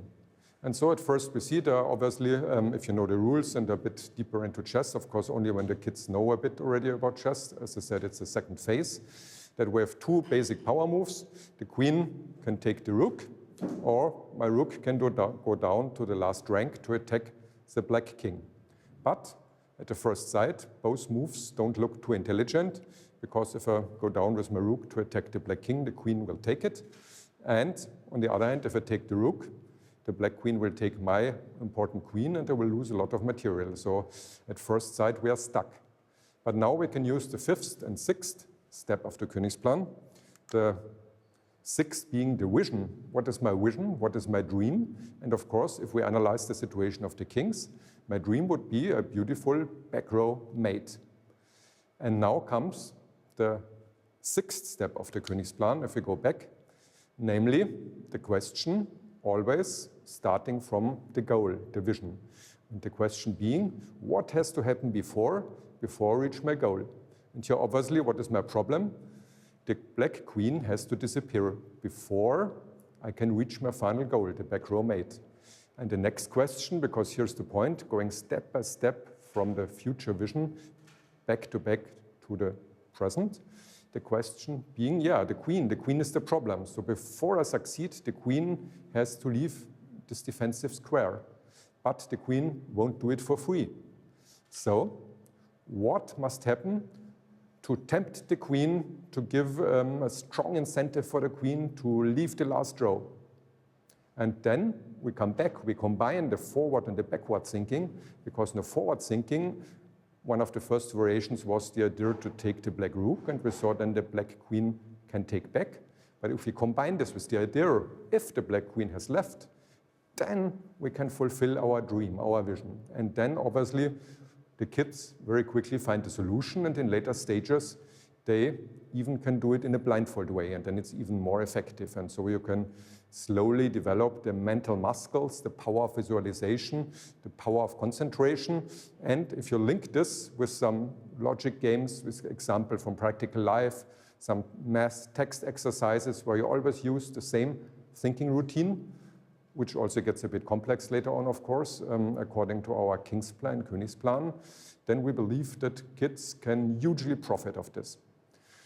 But above all kinds of methods and above all kinds of mental and thinking strategies, the most important, what we believe and what we give to the trainers who work for us when we educate and prepare them, is to show the kids that we believe in them and to give them faith, showing we believe in them, and in this way, giving them faith in themselves and helping them to have a really good start into life and to overcome all forthcoming obstacles. And I think this is really the most important gift that we can give to these children who are having hard times in life in many cases. And if we succeed in this by chess and by our King's Plan for Kids or by all the other beautiful ways and methods presented here, then we really achieved a lot. Thank you for your attention. Congratulations, Stefan. This has been really very innovative and very interesting indeed. Thank you very much. Thank you very much. Now, the concept of leadership is very related to decision making. And we also have the ideal person to talk about chess and leadership, Ashwin Subramanian. As I said before about Phillipe Vukojevic, Ashwin is combining two passions. He is a high technology leader in India and a very big chess lover as well. Most likely, you are going to be very surprised about how strong are the connections between chess and leadership. The title of his presentation is Play Chess, Become a Leader. Ashwin, please, welcome to the Educational Chess Summit 2022. Thank you. I'm super excited and honored to be here for the 5th time at the Global Chess Festival to talk about how playing chess can help you become a leader. The objective of my presentation is to share learnings from leadership skills that I have developed through playing chess and inspire action. I'll start with a brief introduction to my own chess and career journey. I'll talk about how my philosophy of leadership has evolved during the course of my career. And I'll also share how strong the connection is between chess and leadership visually. And finally, close by talking about how playing chess can help you build your leadership skills through 10 personal examples that I will share. In 1990, my father gave me one of my best gifts ever, a personal computer. During the same year, the Kasparov-Karpov World Championship match inspired me to start playing chess competitively. As you can see, these two events shaped the rest of my life and career. I'm a software engineering business leader in the high-tech industry. I've been in love with chess and technology for over 30 years now. And my best chess accomplishment was winning the 2018 World Amateur Chess Championship in the 1600 to 1800 category as the only unrated player amongst 80 other rated players. As I mentioned earlier, I started playing chess competitively in 1990, but quickly went on to become the number 3 in Mysore in 1992, in my city, Mysore, in 1992.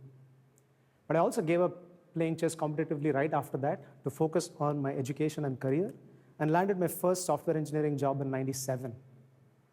In 2000, I actually got my second job, which is also in my current company, and grew into mid-managerial roles by 2004. But when I started teaching chess to my daughter when she was 3 years old in 2008, I was inspired to resume playing chess competitively. And starting 2010, while I had multiple leadership roles at work, I also resumed playing over-the-board chess in 2017 and went on to win the ACO World Chess Championship in 2018. More recently, I've been able to combine my passion of chess and technology to help a lot of chess players since the pandemic with their technology needs, delve into chess photography, and you'll see a lot of pictures from my chess photography in these slides, and also experimented with biofeedback, about which I gave a talk in 2021. So overall, I have about 25 years of work experience with 20 years in managerial and leadership roles, and chess has always been an integral part of my life since 1990, for over 30 years now. Let's talk about how my philosophy of leadership has evolved during the course of my career. When I started my career, leadership to me was getting things done through people. And this was the thinking at that point in time, and this quote by Dwight is an excellent reflection of that. Over the past 20 years, my leadership philosophy has evolved significantly, and my current thinking reflects what Vishen says in this particular quote. I believe that everyone is a leader, and they just need to be reminded of this fact and supported through their journey. And great leaders create other great leaders. And this picture from the Westbridge Anand Chess Academy event that happened recently is an excellent example of how a great leader like Vishy Anand can create other great leaders, in this case, in the chess world. If you do a quick search for leadership in chess, you'll get 50 million records instantly. And you'll actually see excellent articles like the ones you see on this particular page. So I decided to put together a list of leadership skills and a list of chess skills. And when I put these lists together and created a word cloud, you'll see a lot of words become bigger, indicating the tremendous overlap between chess and leadership visually. So chess is an excellent platform for you to build your leadership skills. And now I'll share how I was able to hone my leadership skills through chess, through 10 examples. The first one is dealing with losses and emotions associated with it. I'm sure many of you recognize this picture from the 2020 Olympiad, where Gukesh had just lost his game. And this was a very painful loss for him, mainly because this not only cost him his 8 out of 8 streak, but it also cost the match for the Indian team against Uzbekistan and possibly the Olympiad gold. But just a couple of hours later, when I met Gukesh at dinner, it was amazing to see him very, very composed. And I also heard from his coach, Ramesh, that he insisted that he's going to play the next game. So that was a great leadership example. And I also learned that Vishy Anand had spent a couple of hours with Gukesh to help him recover through this particular defeat by sharing his own personal examples of how he faced such situations. Vishy set another great leadership example as well.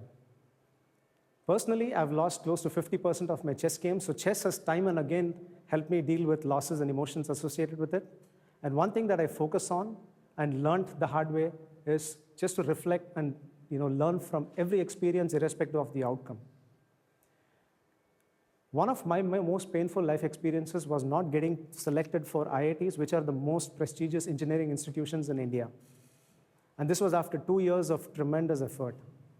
But having played chess for a long time, I focused on reflecting on the learnings that I got from these 2 years of preparation. And I realize even today that a lot of learnings that I gathered during those 2 years are applicable even today during my life.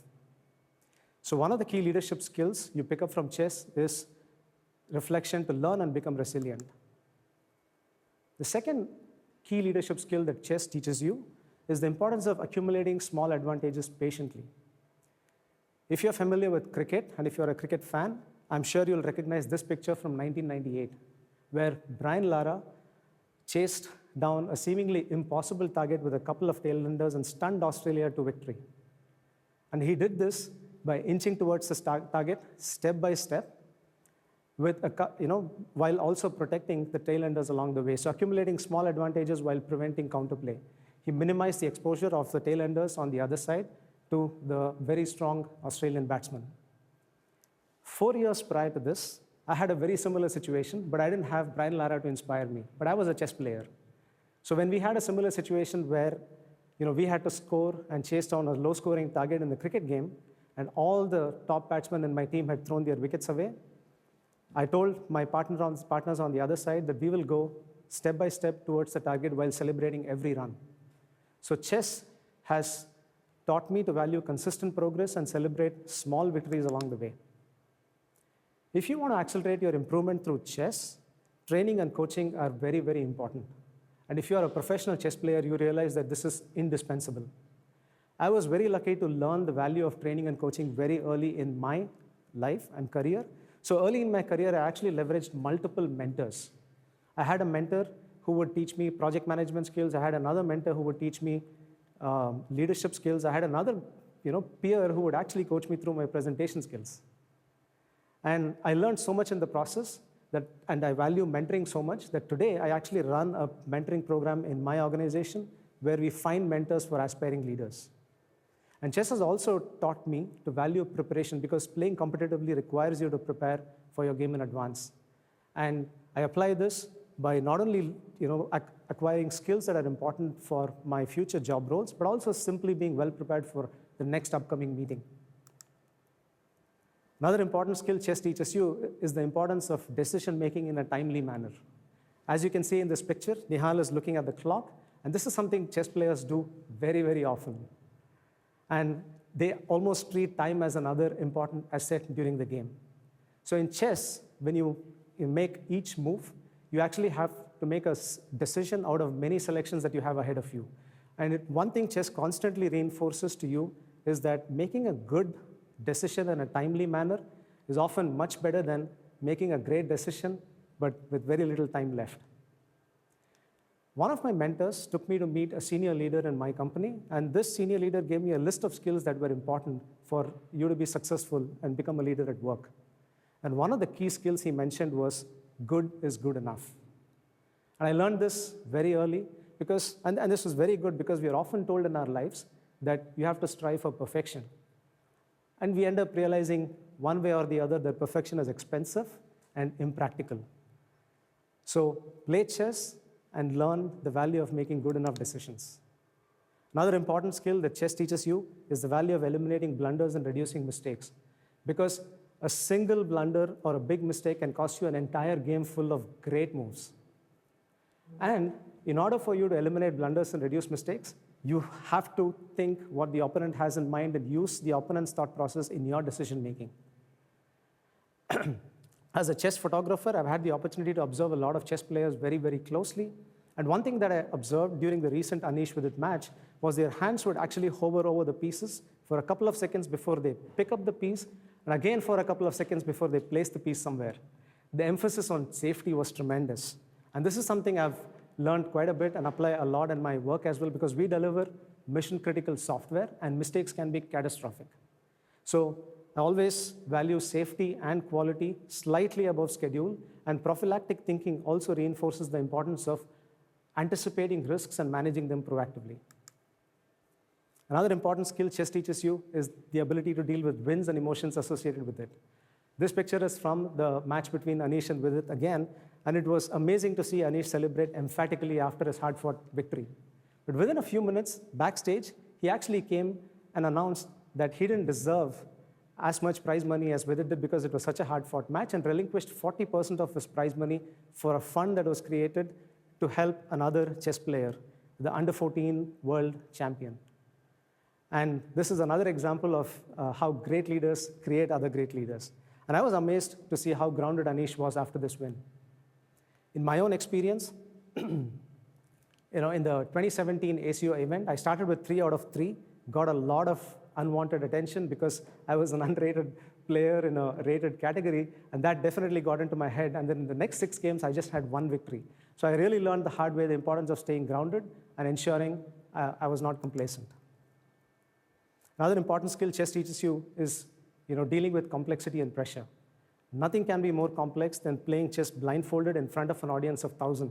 But these 2 players made it look so easy, primarily focusing on playing the position and using a structured thought process. So that became my mantra for the next ACO event in 2018, and it is something that I use very often both on the chessboard and off the chessboard. So valuing process over results is really critical. While results are important, it's very important to make sure you don't overemphasize on results, but really focus on the process that gets you there. The right systems and habits will definitely help you accomplish the right results. The last 3 positions actually share some very important lessons as well. And one of the key skills was the importance of sacrifices and exchanges. If you see in this position, my opponent played c5, and I could have taken the pawn on c5 and reached an equal rook-pawn ending. But then I decided to sacrifice the exchange and ended up winning the game. If you look at the position on the right, that's exactly what I reached. And this game is a constant reminder of the value of trade-offs. And whenever I have to make a seemingly unequal trade-off at work, I do so fearlessly by reminding myself of this position. And exchanges and draws in chess often remind me of win-win outcomes. The next position is a great example of how pieces with different powers, like the pawn, the bishop, the queens, the rooks, everything in this position at the left, can help you win very, very quickly. And positions like this are constant reminders of valuing diversity and teamwork in the workplace. The final position over here basically was a game from an online event that I played. And as soon as my opponent played b4, I played rook b6 instantly and got checkmated in a few moves. This game, I actually had an eye tracker, and I realized that I was not looking at the rook on h6, so I really didn't look at the whole board. And this game was a reminder of the importance of having a big picture view and envisioning the future. I'm going to leave you with a couple of situations where I've been able to apply multiple chess skills to shape my leadership approach to resolve situations. The first one is basically a delayed project with unhappy customers. And if you see the chess skills on the right, all of them were applicable with, basically my leadership approach to help my team and the project recover from this situation. The second example is of my daughters, where we had the Global Chess Festival in 2019, where my daughter had her dance ready a couple of months before the song. But being a chess player, as soon as she heard the song 2 months later, and the song was very catchy and she liked it, she instantly decided that she's going to dance for that song and restarted her choreography.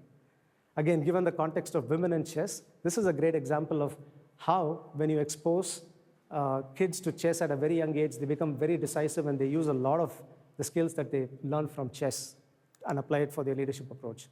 So in closing, I'd like to share that chess is an excellent platform for everyone to nurture and grow leadership skills and can open doors to new leadership opportunities at work and life. So 3 ideas. Say yes to chess, whether it's playing chess, teaching chess, or learning chess yourself.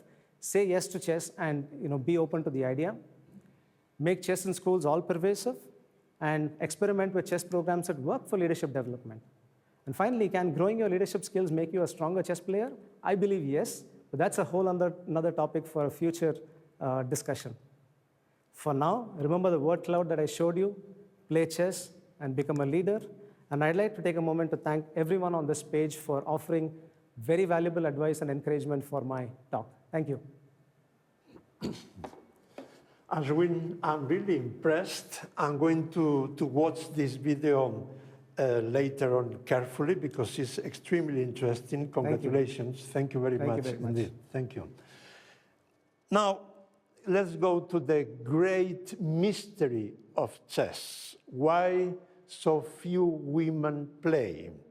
Only 1 for every 10 boys, approximately. Well, we can talk about that for hours, but if we have to sum it all up in one word, I will say education. For instance, I strongly recommend you to read about the Polgar's family story, because this is very clarifying about what I'm saying now. But even today, in the 21st century, chess, unfortunately, has a label of masculinity in much of the world. Dolls are for girls, and chess is for boys. That is why, in a previous video today, Adriana Salazar was underlining how important it is to introduce chess massively in preschool, because then, for those girls, chess becomes something normal on a daily basis. Now we are going to watch an excellent video made by an excellent filmmaker, Jenny Schweitzer.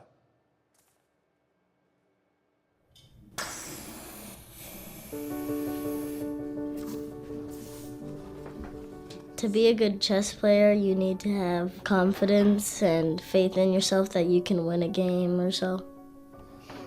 Not being a sore loser and just be smart.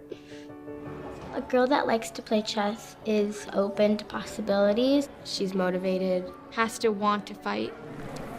All players, you may start White's clock. You can't be one of the squirmy kids. You have to actually focus. Not be scared or afraid of what's gonna happen. If there's one thing every girl needs to have, it's determination. And if something goes wrong, they don't give up. I think chess is gonna benefit me later in life because you become more aware. Chess is like life to me. Yeah, this one. I came a long way. First, I was anxious. I didn't really know how to move the pieces or whatever. I think chess is amazing. Like it gives you a second chance. In my grade, I am the only girl that plays chess. So. I only know about like 2 or 3 girls, including myself, and about like 50 boys. A lot of girls are intimidated because they're not playing against the same gender. More boys play chess than girls because the really good grandmasters were like boys, so they may be like nervous and then they already feel like they lost. It's funny because I usually play boys, but every single time I get really nervous for some reason. I think girls are very intimidated by the number of boys. I am sometimes.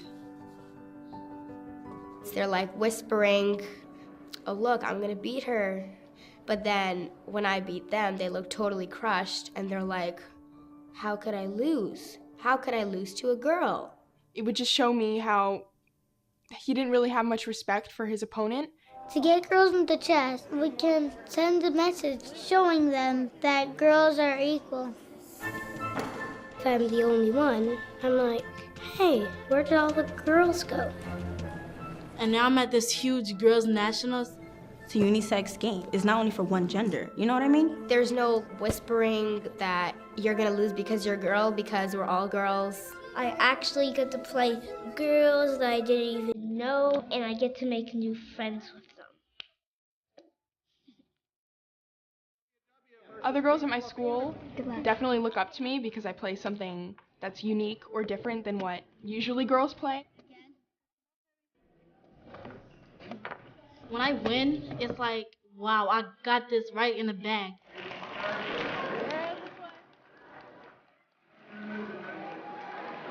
You're surrounded by, I don't know how many girls are here, but you know that you're not alone. Or you know that there's way more than just you.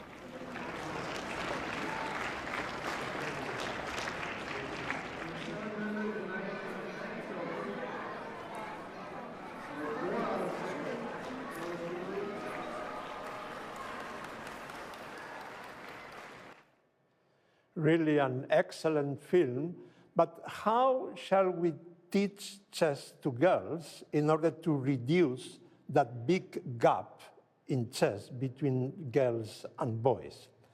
Our next speaker, Jerry Nash, is many things, but we can summarize it saying that he's one of the world's more prominent experts on chess in education. He's FIDE's senior advisor, and he has a huge experience in the US working in the classroom and also teaching the teachers. And his presentation has a very inspiring title. What kind of person do we want our doctors to become? Jerry, please feel very welcome to this Educational Chess Summit. Thank you very much, Leontxo. And thank you, Judit, and the Polgar Foundation for inviting me to be a part of this wonderful event. As Leontxo mentioned, the theme, of course, this weekend is about women and girls in chess. And so I approach this presentation from a very personal approach.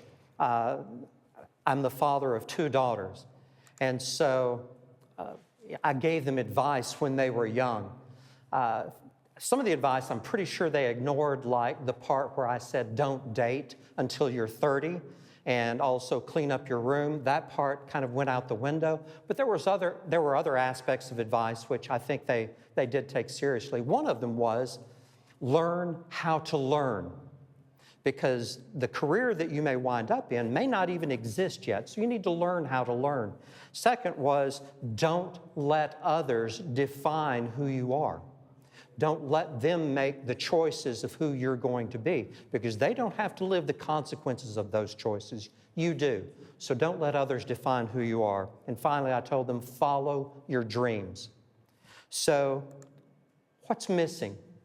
Well, for many girls, they're missing that voice of encouragement, that voice of affirmation. Often what they hear is, you can't, you shouldn't, this is not for you.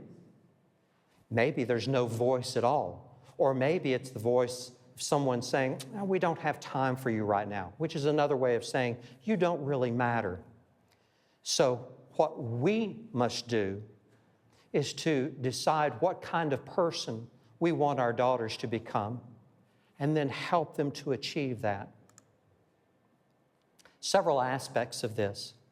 First of all, we want our daughters to be persistent. Yes, of course there are going to be obstacles. There are going to be setbacks. There will be failures. But we want them to be resilient and persist in overcoming these obstacles, to persist in solving the problems that arise. Just as on a chessboard, we teach students to be persistent in problem solving, we have to connect this to real life so that they are persistent in achieving their goals. What else? We want them to be empathetic. Just as on a chessboard, we want them to understand what's happening on the board from a different perspective. But there's another aspect of this. It's not just understanding why they made that move. It's understanding that they have a story as well, and we need to empathize because their story is important as well. We want them to be reflective. Part of any successful person is the fact that they know how to think about their thinking. Reflection on how they've thought, how they've made a decision, and then thinking about how do I change that? Because metacognition is the pathway to change. We have to think about how we think. So being a reflective thinker, an adaptive thinker, because the situation will change. And how do we need to adapt to that? So we have to be a reflective, adaptive thinker. What else? We need them to be self-confident. One of the things that we know when students, especially young students, begin to play chess, they develop a self-confidence, a self-esteem, because they are now able to do something that many people cannot. And we need to build on this self-confidence. We need them to be able to overcome fear. The truth is, fear blinds us to the opportunities that are out there. Just as fear on a chessboard can prevent us from finding the right move, fear in life can blind us to the very opportunities that could be the pathway to success. So we need our daughters to be able to overcome fear. And we need them to network. We need them to learn how to collaborate in problem solving. We need them to collaborate in how they work together so that, one, this is a skill that any employer values, but at the same time, it's the skill that they need to learn from others. How did they think? How do they approach this problem? Collaborative learning is important, not just in the classroom, but in life. If we're going to have the kind of program that helps them to achieve these skills, this successful programming has to make these direct connections. Just simply playing chess is not enough. Assuming that because they're playing chess, they'll get all of these skills is not sufficient.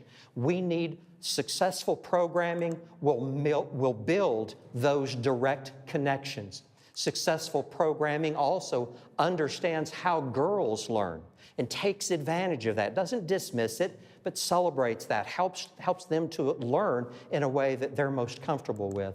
And then successful programming emphasizes behavior versus results. Now, this is difficult in a world that values competition, that celebrates first place and a large bank account. We need to celebrate behavior, taking risks, because at the end of the day, if what we have communicated is only the result is important, only the right answer is important, we will miss the opportunity to help them to develop those skills that help them to take risk and overcome fear. Well, if we want girls to get involved in chess and stay involved in chess, we need to have, first of all, the kind of programming that we just talked about, the kind of programming that makes those deliberate applications and makes those connections. We need leadership that's inclusive. We need everyone at the table. We need all the voices involved to help us to determine what kinds of programs and activities that will help girls to stay involved. And finally, we need, and they need, those role models. They need to see people who are already doing the kinds of things that they could be involved in. If they don't see themselves in that infrastructure, they will assume it's not for them. So we need everyone, and they need to see those role models. And I want to talk about several role models. If we had 2 or 3 hours, we couldn't cover all of the people that are making a difference in this world. But I've selected 3 that I know personally. First of all, Diana Dingler, who teaches school in Singapore but also does work in Europe. One of her favorite stories is about a young girl that had significant health issues, and yet she found a way through chess to help her to become a part of the chess club. Not just a part, but a significant part. She made contributions that were valued by the other students. Ansel Lobsher in South Africa not only is a skilled chess player, but she reaches out by training other teachers. One of her favorite proverbs, an African proverb, I'll quote the last part of it, says, "When you educate a woman, you educate the world." And Ansel reaches out in her region by training teachers and making a difference in their lives. And of course, Judit Polgar. When she left competitive chess, she took chess in a different direction. And she became a world leader in chess as an educational tool. And she's having an impact not just here in Budapest, not just in Hungary, but globally. Now, I told you that this was a very personal approach.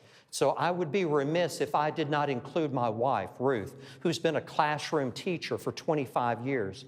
She, for me, embodies what every teacher wants to become.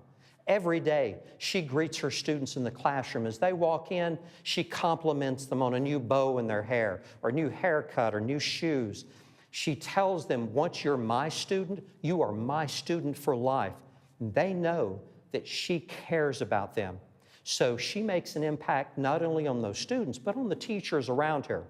And to be honest with you, much of what I know as a teacher and as a trainer of teachers comes from observing her as a model. And I'm proud of who she is and how she makes a difference in the world around her.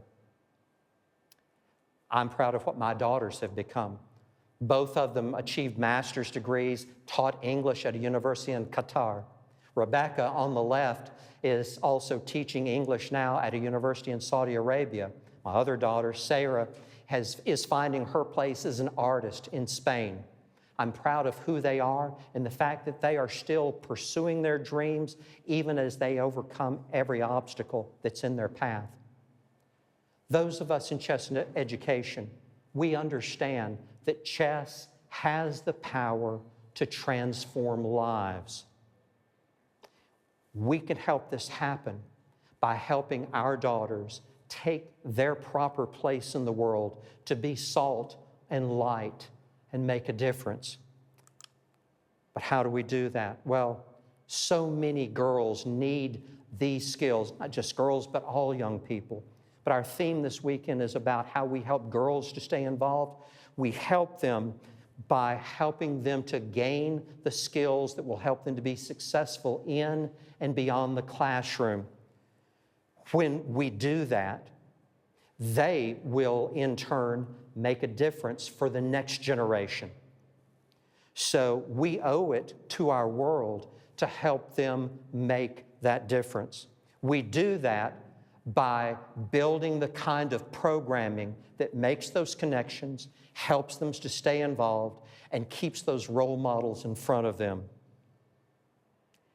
Chess and education is one of the keys to helping make a difference in our society. That's why we're involved.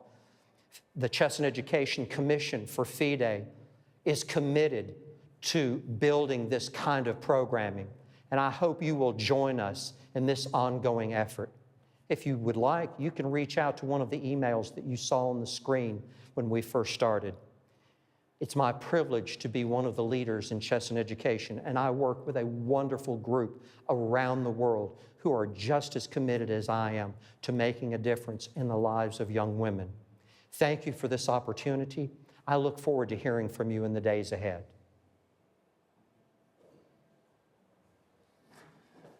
Jerry, this lecture has been really touching for me, so congratulations. And please keep going on. Please keep working to reduce this big gap we have. We will do that. Congratulations. Thank you very much indeed. Now, let's change the angle again. There is a long list of special people, I mean, people with special needs that are using chess in a very successful way. For instance, ADHD, blind people, other disabilities, Down syndrome, drug addicts rehabilitation, prisons, and many more. One of the most interesting ones is autism and Asperger syndrome. Why is that so interesting? Because if you try to communicate in a conventional way with a person with autism, then most likely you are going to fail. That she or he, that person will reject you. But chess allows he or she to express their creativity and their character without talking and without touching anybody. This is really very important for them. And then they can do this with no tension and breaking the ice of communication with other people. Our speaker on that is Anastasia Sorokina. Her curriculum is a very long one, but let's summarize it. Besides being a Women International Master, arbiter, organizer, trainer, former president of the Belarus Chess Federation, she is mainly the leader of several social projects related to chess, and that's mainly why she is with us today. Please, Anastasia, feel very welcome to this Educational Chess Summit. The title of your presentation is Infinite Chess for Kids with ASD. Thank you very much, Anastasia. Thank you. Good day, ladies and gentlemen. I'm glad to welcome you all in this wonderful event. My name is Anastasia Sorokina, and I'm a leader of FIDE social projects. Today, I want to speak about a very important, challenging, but very meaningful project. The project is Infinite Chess Project for children with autism spectrum disorder. ASD is a complex neurological disorder that begins early in life and affects how a person acts and interacts with others, communicates, and learns. Different people with autism can have different symptoms. For this reason, autism is known as a spectrum disorder. And this is why each person with autism has a different set of strengths and challenges. It is hardly possible to fully perceive the whole spectrum of feelings and emotions that kids experience. But I suggest that you watch a video to get an insight into what they're dealing with their everyday life.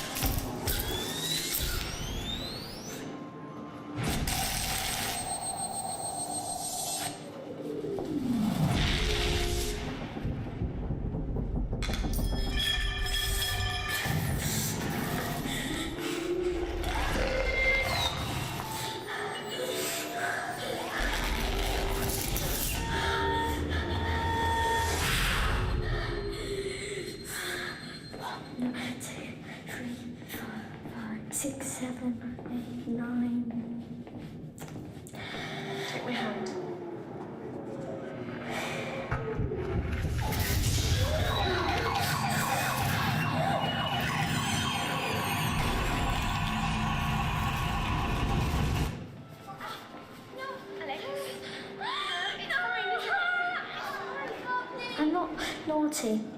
I'm autistic. And I just get too much information.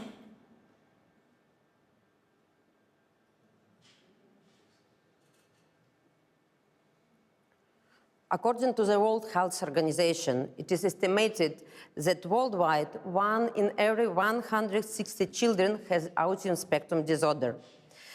The following slides that I want to show you, showing the countries with the lowest autism rates, you can see it here, and countries with the highest autism rates.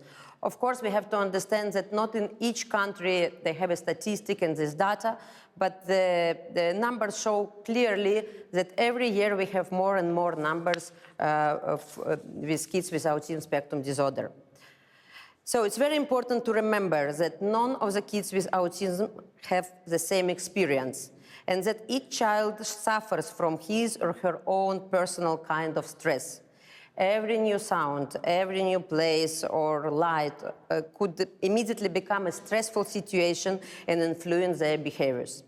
Teaching an autistic kid can be a challenging process because each child with autism has different and unique needs, and we must accommodate them to help the child to succeed.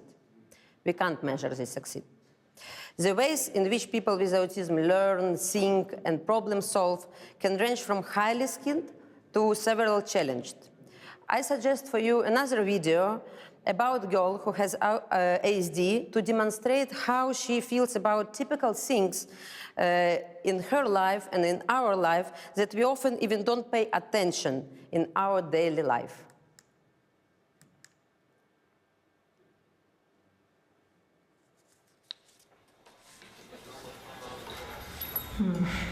I can't wait for a coffee.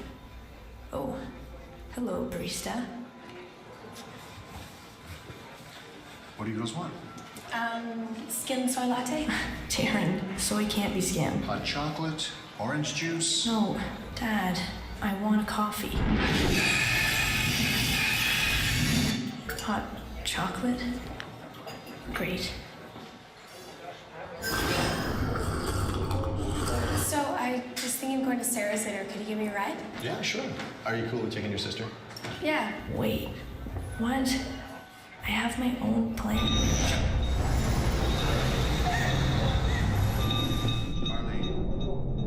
Okay, I'll see you tonight, okay?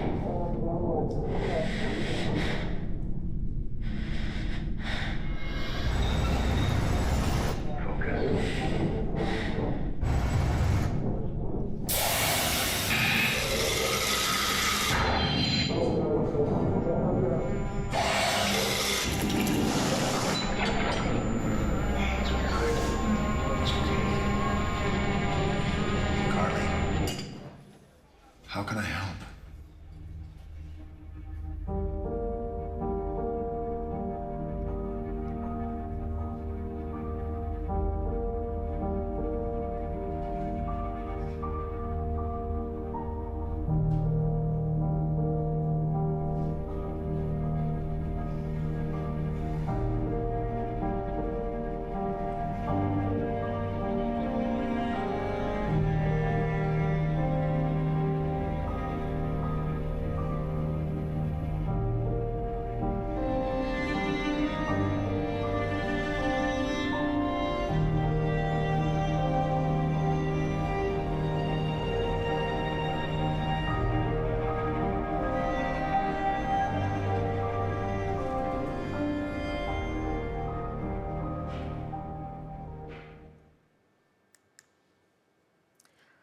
Behind each successful project, there is a personal story, almost all the time.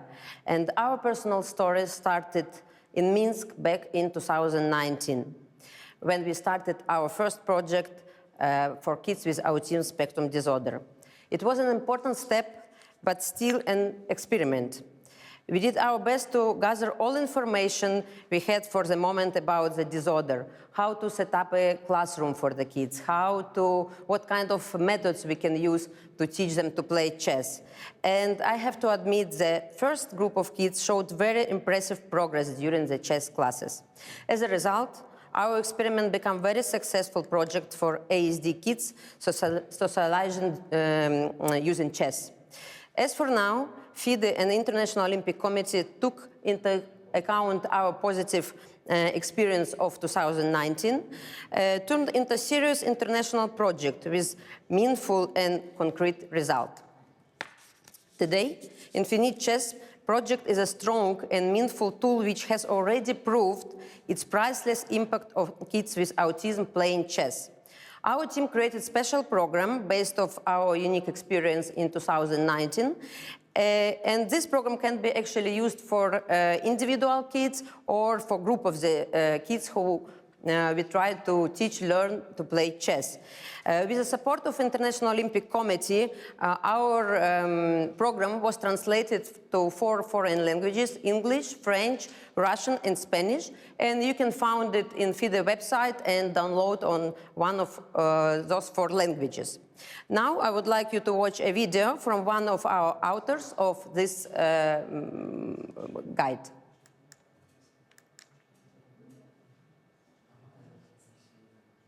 Hello from Canada. My name is Alan Mishchenko. I live in Toronto and work at the Canada's largest public school board as a special needs educational assistant for 18 years. I work with kids aged 14 to 21 who have autism and other developmental disabilities. The team of Infinite Chess created and developed a special program which aims to teach kids with ASD to play chess. Our program has detailed recommendations how to accommodate specific and unique needs of students with autism during learning process. As one of the authors of this program and a professional who on a daily basis work with children with autism, and also based on the feedback from the teachers who already use our program and parents of the students, I firmly believe that children with autism would highly benefit from participating in Infinite Chess. According to World Health Organization, it is estimated that worldwide, 1 in every 100 children has autism. In 2021, these numbers were much lower, 1 in 160. Some of the countries with the lowest autism rates are France, Portugal, Norway, Italy, and the highest, South Korea, USA, Canada, and Australia. Unfortunately, the numbers are growing, and we have to do everything we can to help kids with autism to become involved and feel like a part of their community. I strongly believe that the chess could be one of the tools. There are so many benefits of engaging autistic children in chess activities. Chess lessons improve cognitive, communication, and social skills, promote inclusion and quality of life, increase self-esteem and confidence in kids with ASD. Due to studies and research conducted in the area being limited, the guidelines outlining this program should be considered as recommendations and not as an officially recognized methodology until research on Infinite Chess program is conducted.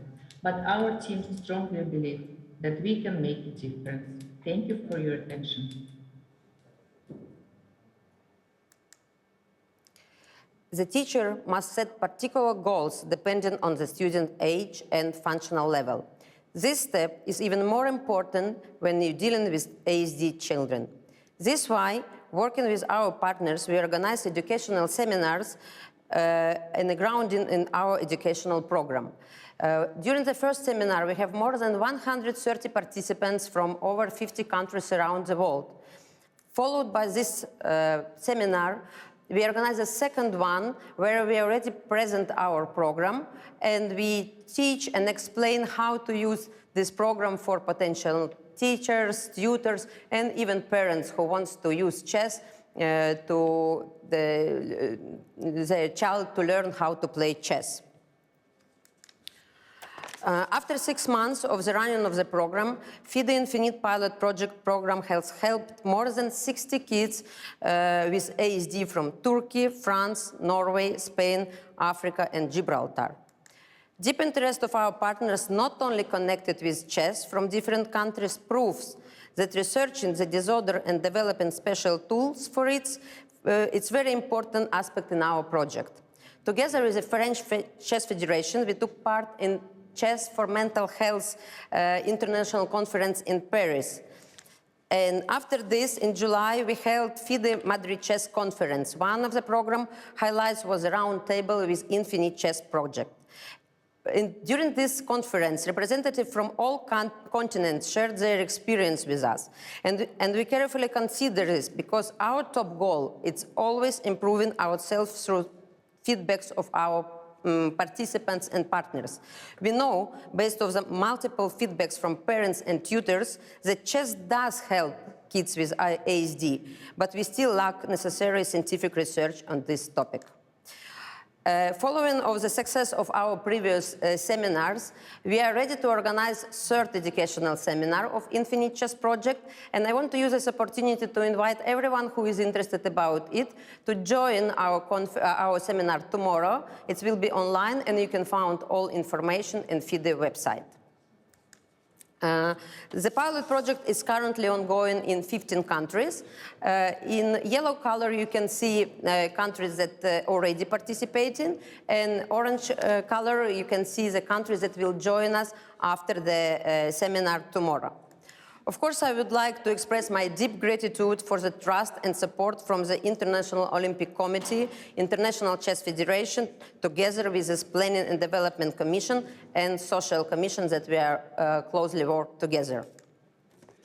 As I have mentioned before, currently we are, our first result is just personal feedbacks from parents, coaches, tutors,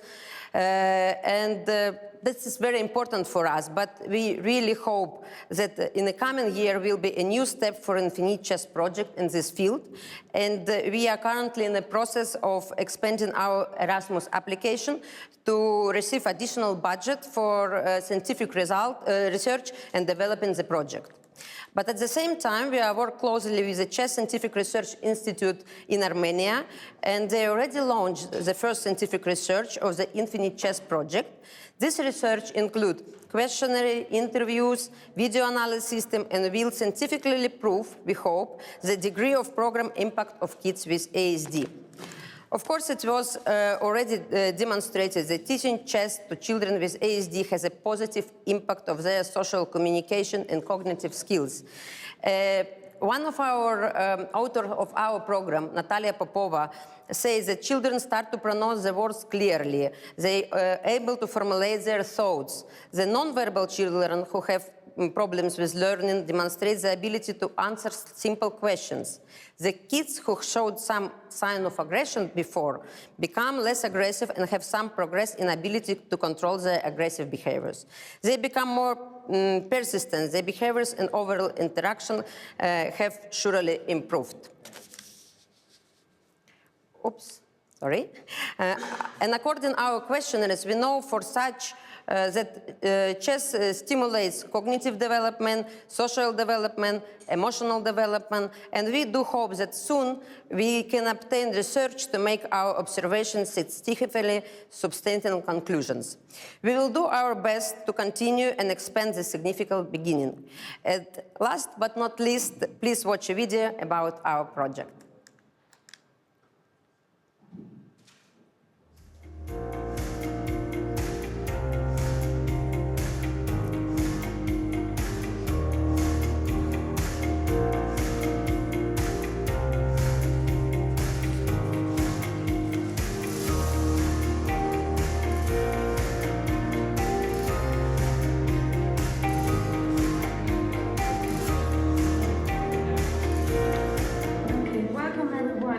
Thank you so much for joining us for the second FIDE educational seminar of the Infinite Chess Project. The expert team and the participants of the seminar, I'm very honored actually to welcome you at the second seminar dedicated for our project Infinite Chess, or in other words, the project that is dedicated for using chess for empowerment of kids, particularly kids with autistic spectrum disorder.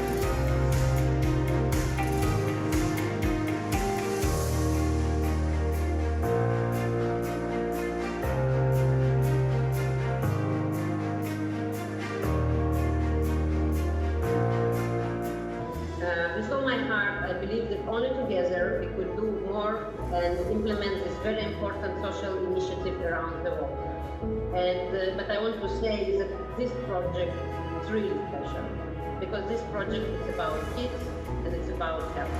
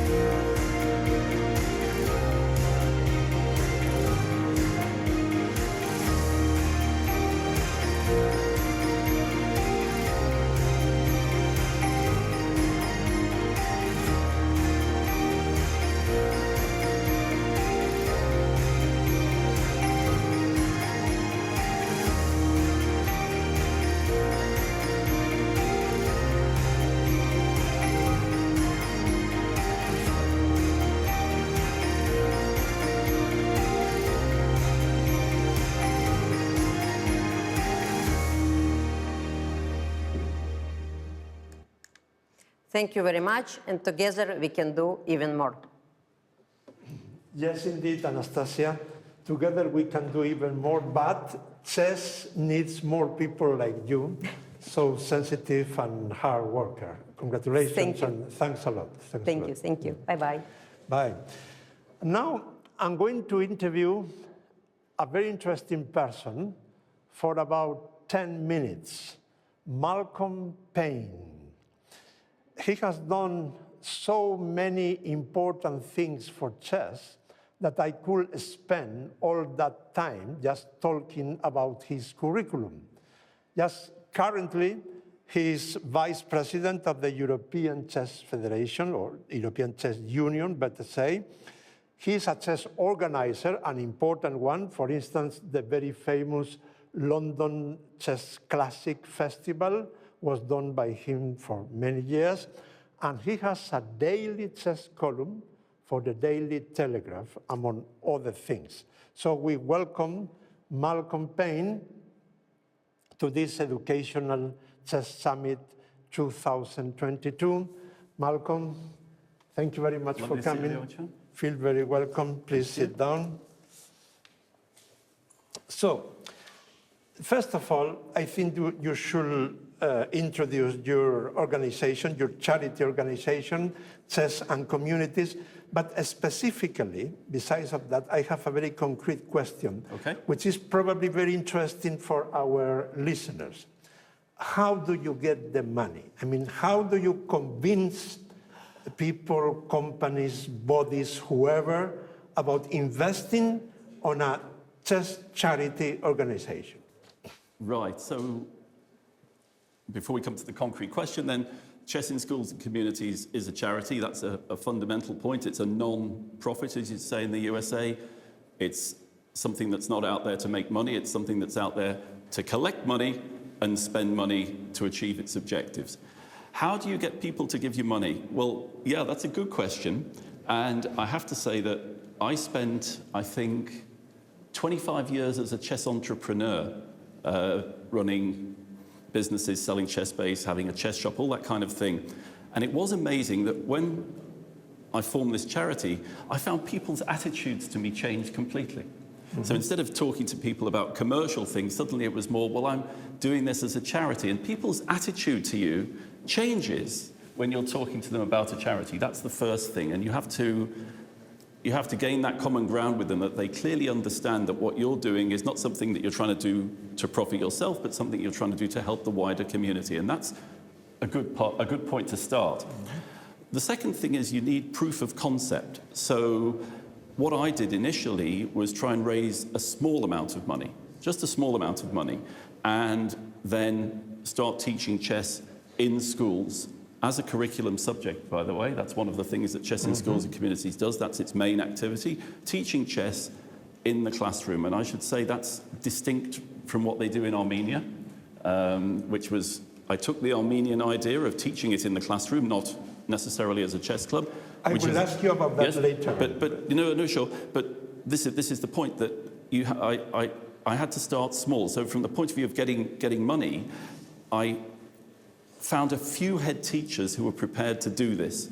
And it only needed, I'd say, about £15,000 originally just to get chess embedded in a few classrooms in London and in Liverpool. And once you have proof of concept, then, and you've got feedback, and you've got anecdotal evidence from teachers and head teachers, oh, I'd love to do this again next year, then you can go to your funders. So the first thing I think is proof of concept. The second thing is, this is for the community, this is not for me. And then the third thing actually is targeting. I mean, you have to look around and you have to try and find people who are interested in chess. And that means getting all the data that you can, finding all the chess players who are in different companies, and just sending out, you know, emails, letters, conversations. It's very much about networking and finding people who'll at least start the conversation. That's really the point. Because, I mean, to give you an example, when I started Chess in Schools and Communities, I managed to get the URL chessinschools.co.uk. I mean, that means that it was a completely green field. There was nobody doing it. So going after the money is really a matter of forming the proposition, actually. That's really what I would say. You have to form the proposition, and you have to be able to answer very simple questions, such as, how much do you want? It's a very... I mean, I should say, this didn't happen to me when I was in the charity, but it happened to me in business once. I went into a meeting and somebody said, how much money do you want? I didn't know the answer. It felt so stupid. So you have to, how much do you want? Who will it benefit? That's the second question. Thirdly, what will, if you like, the unit cost be? I mean, this was very important for me, was I managed to, by using the charitable status and the charitable structure, to drive the unit cost per child down very effectively, very effectively. So you have to create the proposition, make it very, very good value for money, and then you have to mine all the available data and contacts that you have, and these can be friends, companies, other charitable funds, government, private companies, all sorts of things. I mean, I have this huge database back in the charity office that is just literally a list of, it's not a great, possibly the most polite word you could think of, but I suppose it's the right answer, targets. You know, I regard all these people on my list as potential targets, potential people I can ask for money. And so once you've got the value proposition and you've tested it and you've proved that it works, that's when you go out and try and raise the big money. Now, talking about chess in education specifically, you have done something really very difficult, and I know what I'm talking about. I mean, as we explained before, in Georgia or in Armenia, they have chess in the curriculum, but not as a transversal or interdisciplinary tool, with its own hour in the curriculum program. Yes. And you are somehow following that method, I suppose adapting it to the UK, but in the United Kingdom, chess is not that popular. No. So this is really difficult to achieve. How are you doing that? Well, I think one of the things that helped me originally was that for the UK, it was, as you say, completely radical. Like, what? Chess? You know, in a classroom? And I was helped by the fact that it was working in Armenia, and that there was even a documentary, actually, there's a lovely documentary on the BBC called Armenia, the Cleverest Nation on Earth, which was quite nice, that I used. But the thing is that I managed to convince just a few head teachers. And head teachers in Britain regularly gather in forums locally to talk about things. And so once we'd taught for a year in, I think originally it started with 12 schools, then those 12 started talking to all the people in their local areas. Then I started going to local government education departments and presenting. Then it was conferences, and it just spread by word of mouth. But what we had to do was not use the Armenian method. So we created a curriculum, a couple of great people in the chess world, one who's very well known to you, John Foley, who's on the European Chess Union Commission, and another, if you like, pioneer of chess in schools, Richard James. they created a curriculum, a 30-week curriculum that has lesson plans, objectives, worksheets, things that you can give to any primary school teacher and say, this is what you do. And in some cases, we had primary school teachers taking this, but most of the time, actually, we were able to send in our own tutors into the schools to do it, and the class teacher was helping. And the other barrier I had to overcome then, of course, was, oh, people will never pay for that. Mm-hmm. People will never pay for that. And this is a fundamental part of the answer to your first question. Mm-hmm. You have to value chess. Chess is worth having. Chess is so worth having, it's worth paying for. And there was absolute shock, I'd say, in the English chess community generally, when actually, after the second year, I started charging for it. Not very much. But in fact, what I did was I pitched it in this way to the head teachers, or we actually have now in Britain business managers, because schools were given autonomy by the Labour government from the early 2000s. So head teachers have their own budgets, and they all have business managers. But you go to the head teacher and you say, it's going to cost you this much, except there's a 50% discount because we're a charity and we're raising funds. So we're giving you everything at half price. So that actually is the last component of how to raise money, is marketing. And we've never found any resistance from schools to paying the amounts of money that we charge. There's never been a school that said, well, occasionally over the years, but we've been in 1,200 schools. It's not money usually that makes a school stop having chess in the classroom. It's usually because there's a new head teacher who doesn't quite get it. So that's, and last year we took in nearly £400,000 from schools. Very interesting. Now, I know that you are also working successfully in another very interesting field, which is prisons. Yes, in a very synoptic way. Can you tell us about that? Yeah. Chess in prison is such a positive intervention because it gives prisoners, first of all, something to take away the terrible boredom that they experience in prison. I mean, that is one of the reasons, of course, that contributes to the violence in prison and to depression in prisoners and to general misbehavior in prison is boredom. And let me give you an anecdotal example of how this really came through to me. So the first thing is to explain that in slang, in English slang, the word bird means prison time. So I'm doing bird means I'm in prison. And I was doing a simultaneous in a prison and I was playing against a guy and he looked at me and he said, "Mr. Pein," he said. I said, "Yes, John?" He said, "Mr. Pein." He said, "This chess." I said, "Yes, John?" He said, "It's a bird killer, Mr. Pein. It's a bird killer." And what he meant was, it takes up so much of my time that I forget where I am. And in fact, when I was planning the prisons program, I did go to some psychologists, and one of them said to me, anything that can make them forget where they are for any period of time is a great thing. So not only is it teaching all the good things we know that chess does, the cognitive skills and making them more employable. Thinking about the consequences of... Exactly, and just actions have consequences. And that is what we always promote when we're teaching chess. Although when we do chess in prisons, actually we don't always teach it, we let them just come along and play. If they want to learn, they learn. But if they don't, we just let them play. So time goes faster when we play chess. And finally, I'm not sure if we have a video about your organization. Do we have a video to watch it now? I hope we do.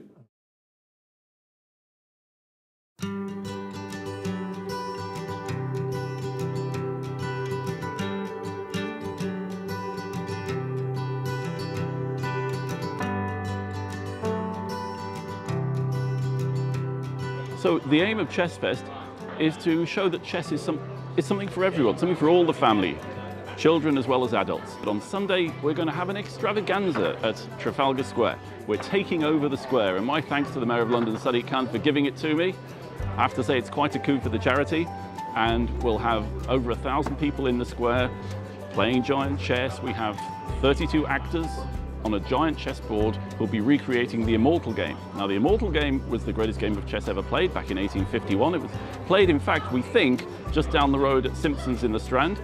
And the actors will be playing these moves on a giant board, relayed to screens for people, and will also be playing a special game which we've created just especially for ChessFest, which portrays the theme of ChessFest, which is Alice Through the Looking Glass. And it's a checkmate!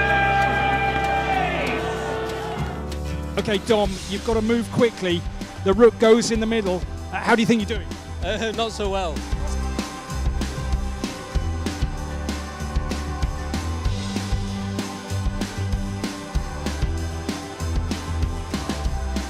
Hello, Woody Harrelson here in upstate New York. I'm filming White House Plumbers with Justin Theroux and England's own Lena Headley, who plays my wife. I'm not going to say anything more about that because I hate shameless promotion, but let me just say welcome to Chess Fest at Trafalgar Square.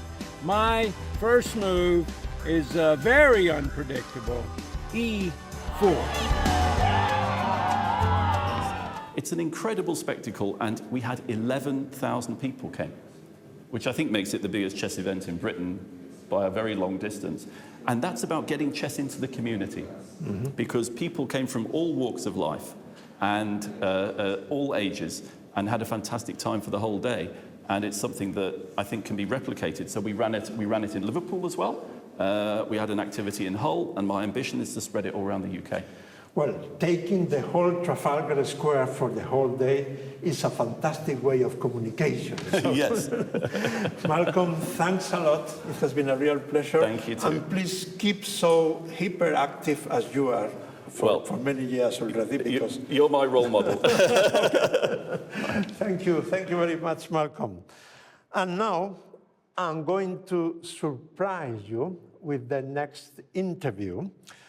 What can be made from tires, yes, I say tires, that have been withdrawn from circulation? Well, for example, chess pieces and chess sets.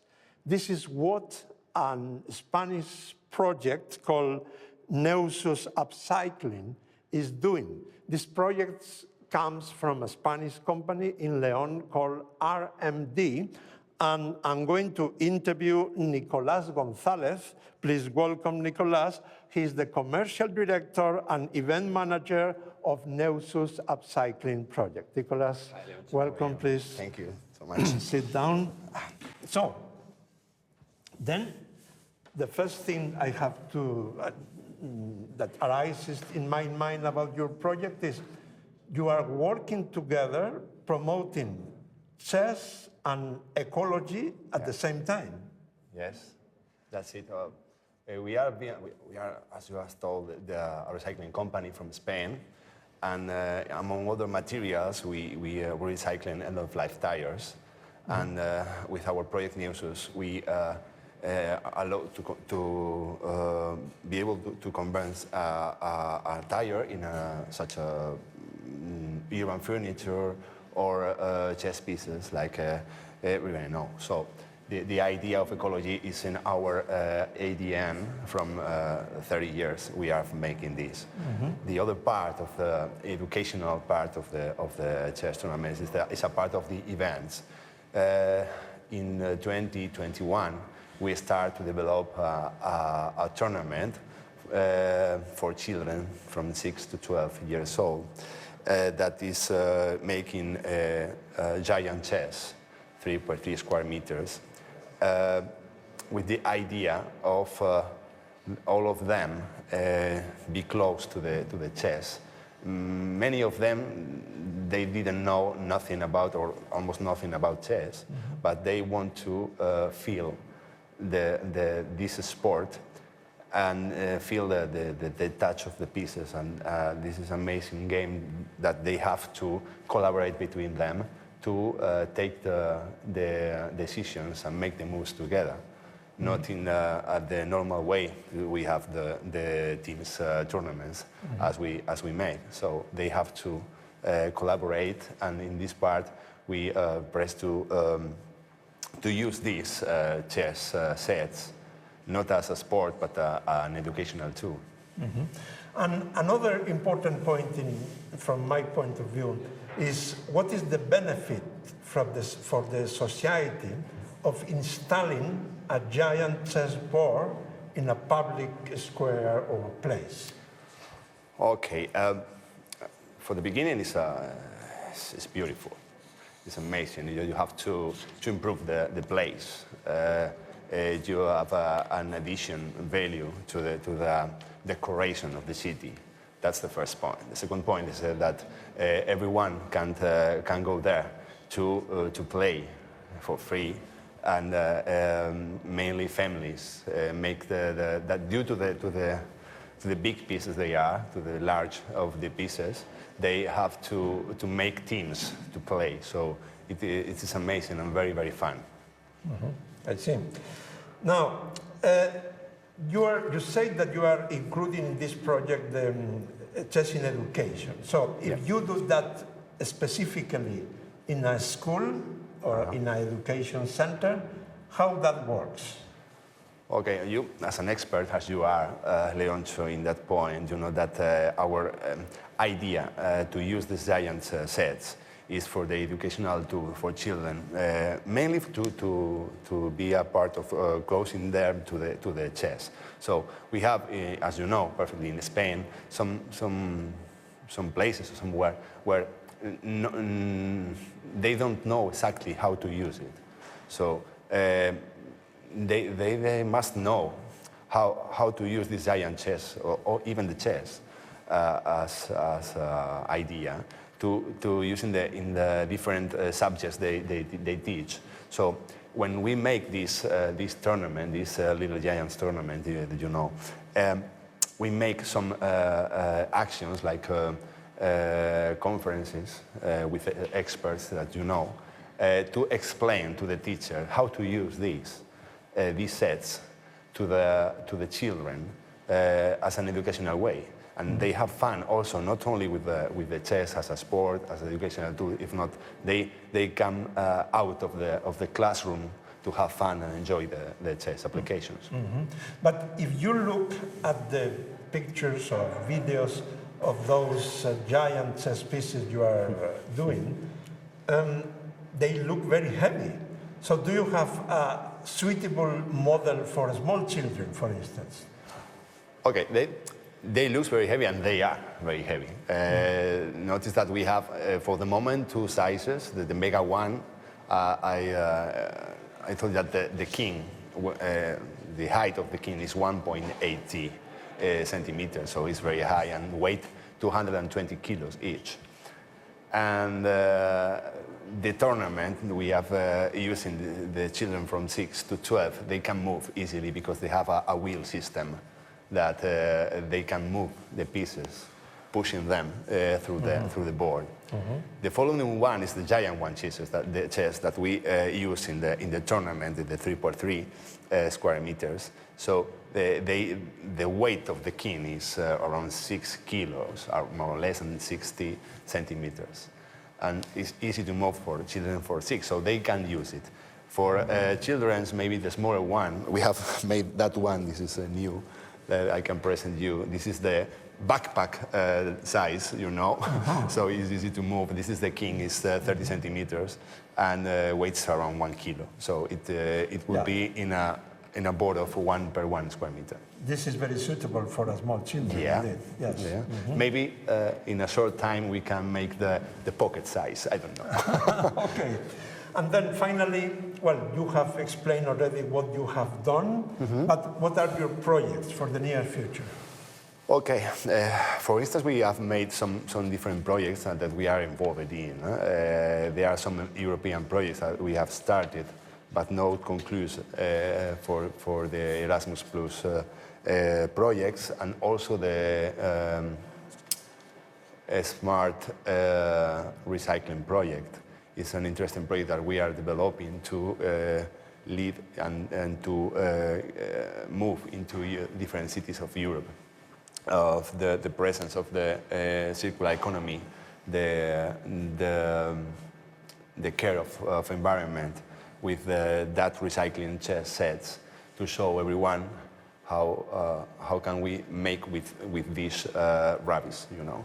But for the moment, our big project is this tournament, this Lion Giants tournament. We have started in one city only, in our city, Leon, with less than 200 children for the first time. This year we have more than 600 children playing in the street with chess, like if you permit the comparison with like football, in places playing chess with so dynamic.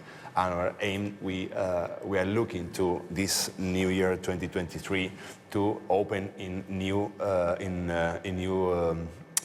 provinces and areas in Spain. We are talking now with different local governments to make it bigger, the plan. Maybe the idea is to make a city tournament become a national tournament, and why not something in other cities and other countries in Europe. Mm-hmm.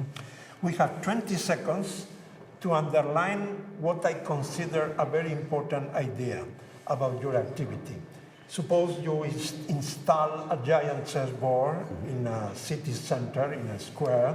For every citizen going through every day, they are seeing chess, chess, chess every day. Yes. That repetition of the impact, I guess, is very good, very positive for chess and for your company. Of course, that we hope that. Thanks a lot, Nico. You're welcome. And let's keep in touch, because looks like you are going to keep very active on that. Yeah. Thank you so much, Leontxo. It's a real pleasure. All the best. Bye. Thank you. Bye. Thank you.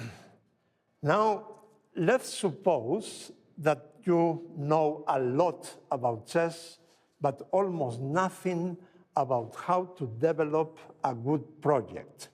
This is very important indeed.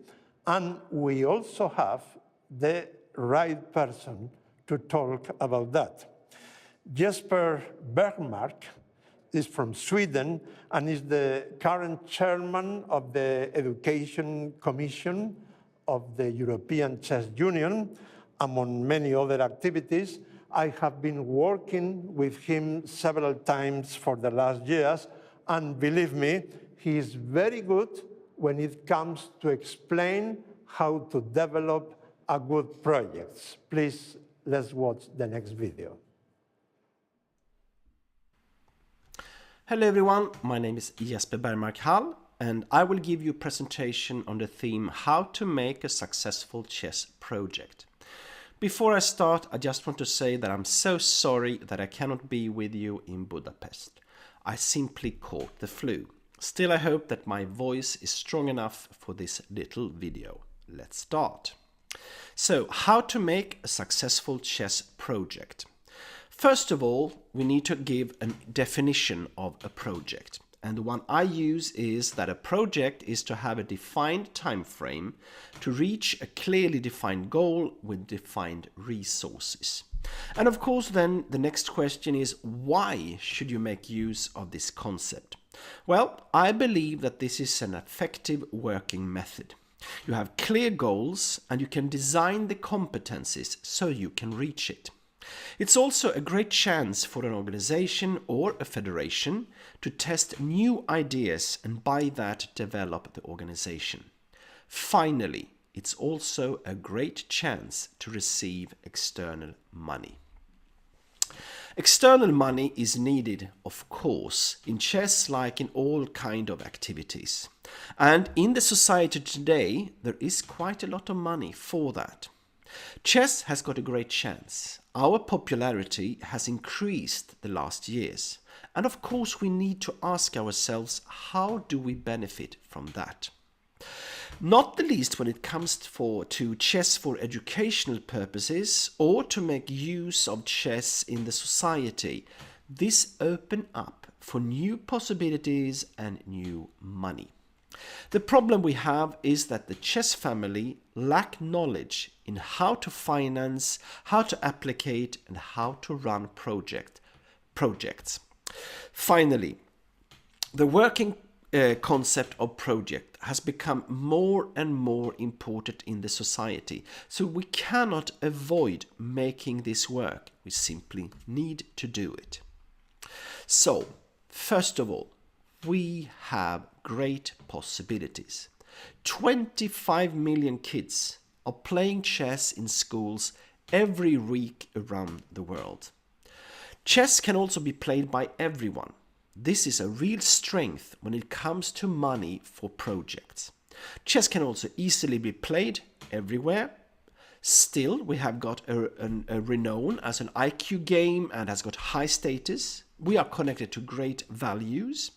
And not the least, we can be played both as a board game or online, a real strength. We have some strengths, yes, like that the chess family is strong when it comes to arranging chess tournaments, but we also have some problems. For example, this knowledge on all levels, I would say, on how to find money and run projects outside this area of arranging tournaments are quite low. So we need a strategy to learn and spread knowledge, and not the least to work more professionally when it comes to financing, running projects, and not the least evaluate how to move forward with this in line. So, how can we do that? The first thing I recommend is that you start to use the outside and in perspective. This means that you take a look at chess from the other person's perspective. Because if you do that, you will understand what makes our game interesting for them. It might not be that we have a perfect game, but we attract a lot of people, everyone can join, they might have other values. So think about that. What is interesting for them? And you can use this both for sponsors, funds, governments, schools, children, parents. Always put yourself in the other person's organization's position. Then, one thing that is important to understand is that in the world today we have two types of organizations. We have the old ones and the new ones. Most of the organizations acting in chess are old ones. That means that we do what we have always done, and then we try to get money for it. But the new type of organizations, they start to ask themselves, okay, where is the money? How should we organize ourselves to receive it? And then they do that and they get money. We need to learn from the new organization. We need to organize ourselves in a way so we can get this money as well. So, what we need to do is to create a strategy for the different sources of money that is out there. And some of them are subsidies from the state. We need to understand, what does the state want to give money to? Normally, it is not chess, but it is what the chess can do for the society, like developing kids, attracting women and men at the same time on equal ground, that we can reach people not speaking the language in the country, and so on and so on. Then how can we make a strategy to receive money from funds, from sponsors, from mecenates, and from investors? For each of these sources of money, we need to have a plan and a strategy. So, what are the key factors for a success when we make this strategy and when we work with trying to run projects? Like I said before, use the outside and in perspective. Then, one key thing, make two lists when it comes to projects. One with the ideas that you want to make, what you want with a project. But then you make a second list where you try to analyze the different sources, that what they give money to, and how you can make a project that is in line with their statutes and what they want. And then you try to combine them. What you should do is also to look for other successful projects that got money from the same source. Try to analyze and compare our game with what they did and how we can make an application that can attract in the same way. work with professionals. This is something that I think is so important. And to do that, also you need to prepare your organization, like it's written before on my dots here on this slide, because those two are the key. Because first of all, you need to prepare your organization with a good web page so you look good. You need to have maybe you need to code of conduct to show to these people that gives money, and you need to have some good representatives that could sell in what you do. And after that, you need to get in the people that are good enough to write applications and to run projects, work with professionals. And the key persons for that are the project manager, not the least, that can be the driving engine of a project. You need a good project team. You need to analyze what do you need and to pick the right people for the right job. One important thing is that even though we try to be more professional in what we do, we need to take care of our volunteers, because the chess world is based on all this volunteer work that is done by these burning souls around there.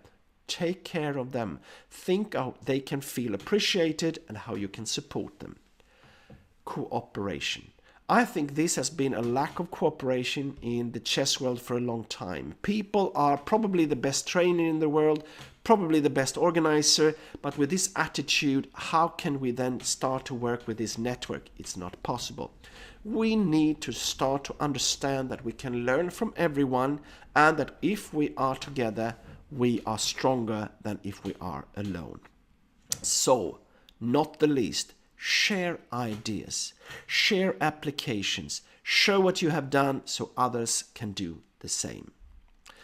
Okay, what we have tried to do in FIDE and in ECU is a web page. It's based on the European Chess Union's web page, and it's projects.europechess.org. And here we have gathered successful projects. We are given advices on how to create and run projects, and not the least advice how to make a fundraising events. So I hope you take a look at this one, because you will find some great stuff that hopefully can help you when you try to make your project. Finally, some suggestions I want to give to FIDE and to ECU now when they have re-elected new commissions and new boards is as follows.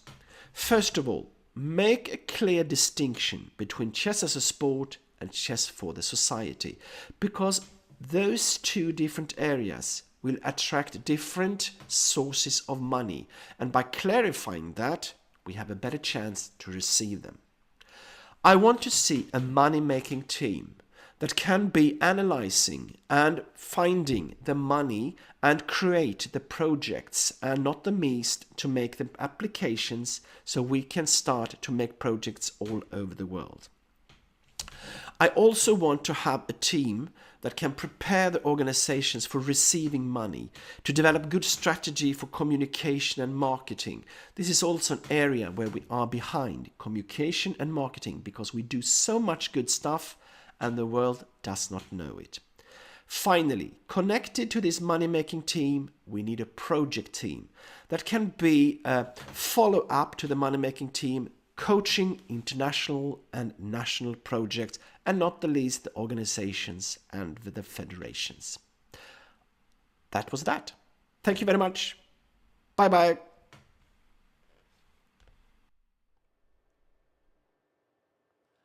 I think that was a very clear explanation about how to develop a very good project. Thank you very much, Jesper. Now, I hope we have convinced you about how useful chess can be as an educational tool. But now, what is the next move? How to go forward? In order to talk about that, I have with me three very important people. Well, two of them are already here. The third one is coming in a few minutes. You know very well the first one, Judit Polgar again. Thank you very much for joining us again. I know that you are running through the Global Chess Festival from one event to another one, so thank you for the effort of coming here on time again. Thank you. And we also have another very important person. Dana Reizniece-Ozola is the managing director of the International Chess Federation, FIDE, and also the deputy president of the European Chess Union. Dana, please welcome. Thank you. Thank you very much for coming. Please have a seat. I will introduce the third person, who is also a very important one, as soon as he gets here. Now, and I don't know if you agree with me, but I think that chess is in fashion all over the world, at least in many countries. You are traveling as much or even more than me, in your case, Dana. So I suppose we agree on that. So that means that we in chess, we are living in a great moment with capital letters. And then we should know how to take advantage of that great moment. What ideas do you have about that? Judith, you as leader of a very important chess foundation, and you, Dana, as one of the highest officials at the International Chess Federation. Well, I think chess is very rich. It has a 1,500-year-old history. And of course, it's known as a great board game. It's complicated, it's very strategic. And everybody's playing it, kids, adults, professors, everybody. But I think it's very important to understand also that chess can give much more to the society, generally speaking. I'm very much into education and as with my program. And because chess is so rich and we see so many different projects and in education, in other parts, I think it's very important to clear things up and say it and to give this information to the people, to the chess community, that what kind of other parts, not only the chess as a sport, but chess in education. Chess in education, there are different segments, very different way of using in education. Or you have streaming, you have many different parts of chess. It's reaching from day to day. And I think it's very important for the chess community to understand how many different segments and how many different ways you can earn money or you can love the game and you're observing. And it's also very important for teachers, for institutes, for ministries, for everybody to understand what chess can really offer, for example, in education. And I think this is why we are here also with this summit, to try to explain it and make it more clear to everybody that what kind of options and alternatives there are. Before giving the word to Dana, please, I have to welcome the President of the European Chess Union, Zurab Azmaiparashvili. Thank you very much for coming. Zurab, please sit down. We are talking, Zurab, about how chess is in fashion because mainly two reasons. I mean, the pandemic itself and Queen's Gambit series as well. But, well, how should we take advantage of that? And then Dana was going to say something about her ideas. Yes, Leontxo, you're right. Traveling all over the world, I do really see that this is a momentum for chess. It has become fashionable because of Queen's Gambit, because of COVID, when everybody was closed in their homes, and then they recognized how beautiful the chess game is because you can play it from sitting on your couch, having the opponents from all over the world. There are some momentums that also the negative side or the scandals attract more attention to chess, but it's important then how we use this momentum of attention, because it's the same as like with the people. With good appearances, it takes 2 seconds to get the attention, but then when I talk with you, I want to understand whether there's something more you can offer to me. And the same goes for the chess world.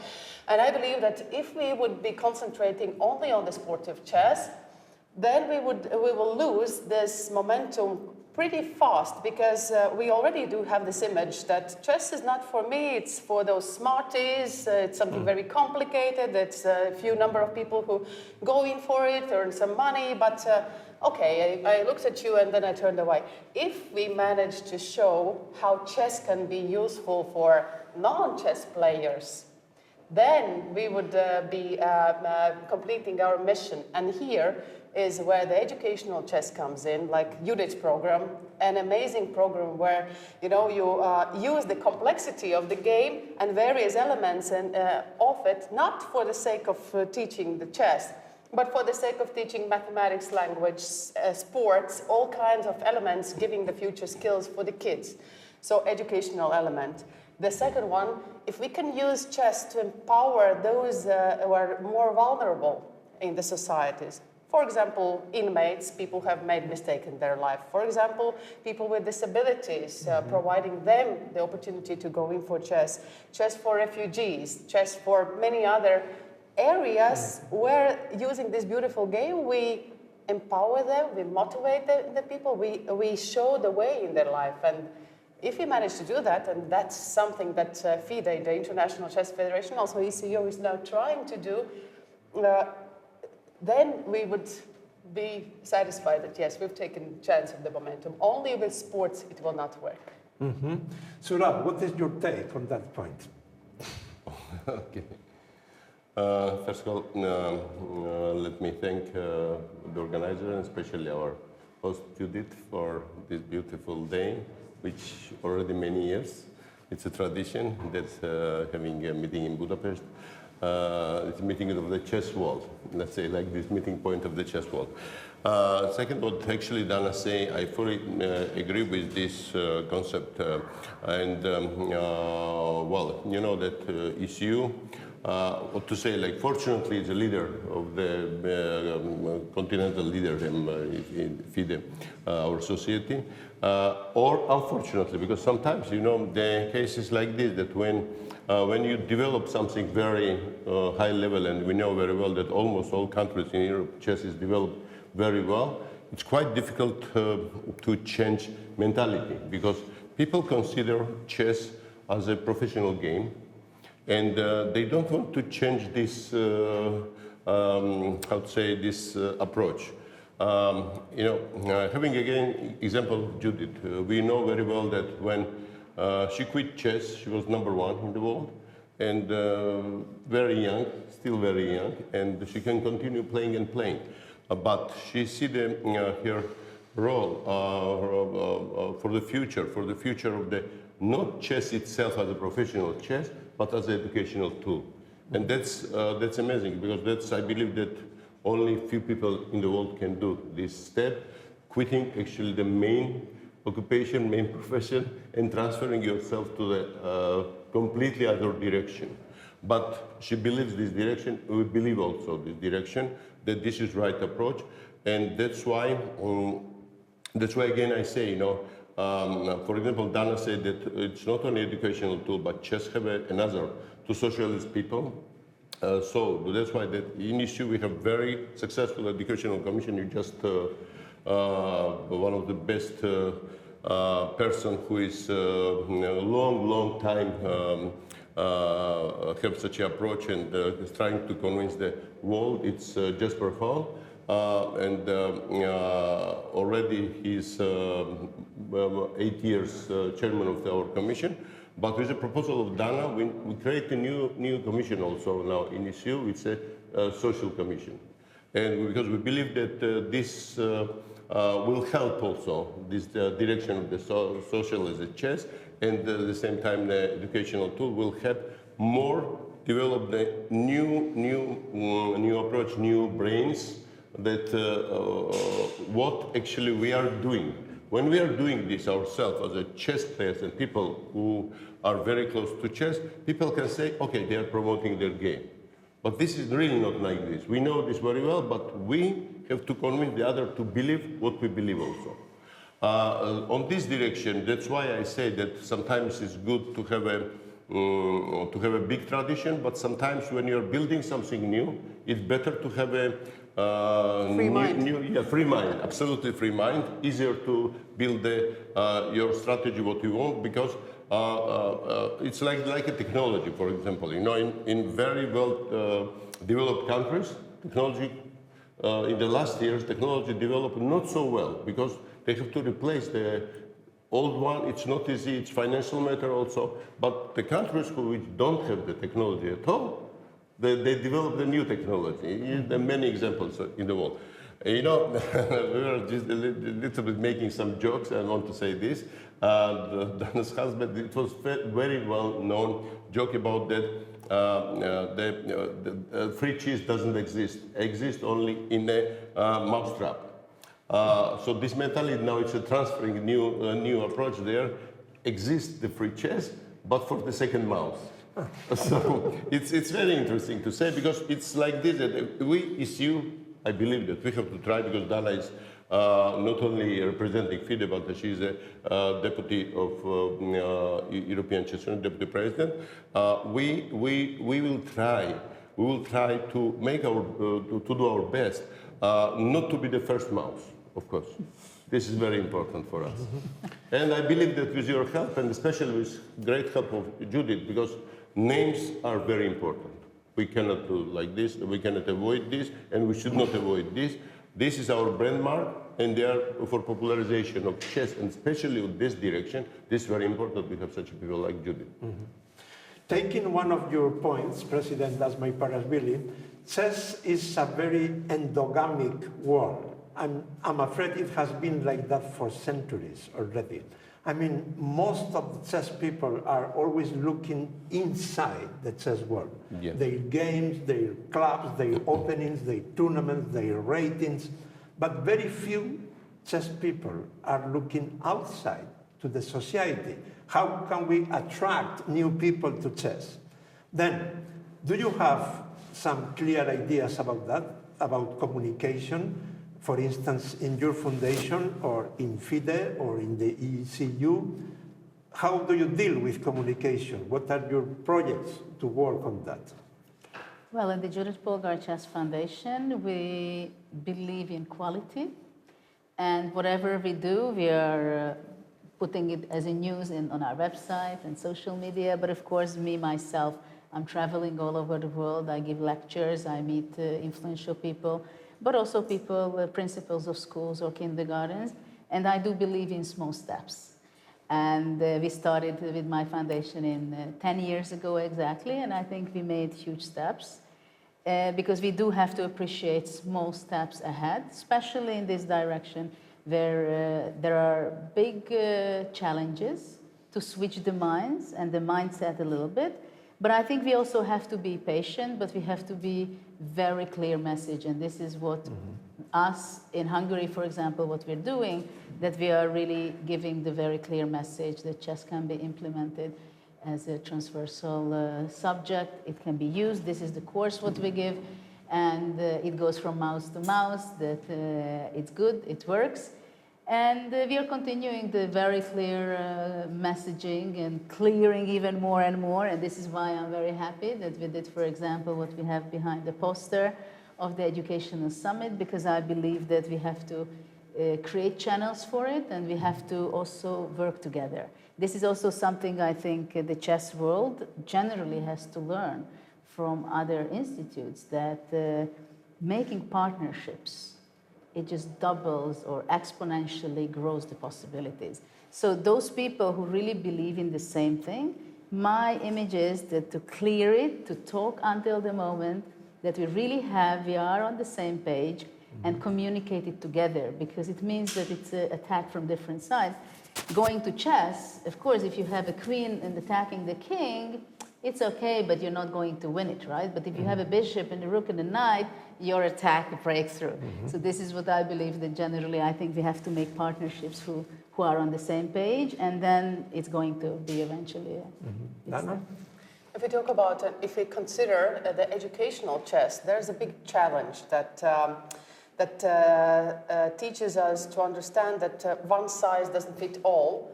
It is the specifics of the educational policies. Educational policy is a national policy. Each and every country decides their own way, what they're going to do. So there is no efficient way of the top-down communication. This has to be done. This is one of the roles that FIDE has to play. Whenever we meet with the top-level politicians, we have to promote the idea of not only using chess for sports, but also using that for the education. But then again, I mean, especially in the western part of the world, I believe that the smartest way is actually to choose other messengers Not that the institution is coming and telling, but people who are there able to inspire and able to tell the stories, very practical stories, so that, you know, at the level of the school principal, they are convinced. Because quite often it's them who make the decisions of whether or not they will use chess or in their educational system. Not the minister, not the top level guy or lady. So that's one thing. That's why I appreciate that we start making the partnerships with such formats like this, like the Global Chess Festival, because I believe that sometimes it's smarter to choose another messenger who is much more efficient than, you know, an official from the International Chess Organization. That's one thing. Stories, we have to create the stories. I think that's the thing that speaks the best. Yes, if we can show the results of a girl who had learned chess while being in a refugee camp. She has gone to the tournament. She has won. She has seen the perspective in their life. That is something that creates sentiment and that will make people and decision makers also to think, yes, this is worth to invest. If there are successful business people who said, yes, I mean, I've been so successful in my life, not because of 10 universities that I've gone through and got the diplomas, but a lot of things that I've used in my practice I've taken from chess.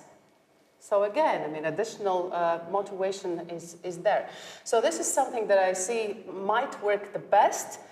We're still struggling to find the best role of FIDE there, yes, because we are an institution. We are created of the human beings, but we have never really actively worked in the direction of, you know, creating these ambassadors. What we are doing now, we're trying to create the stories, and the next step is to tell them.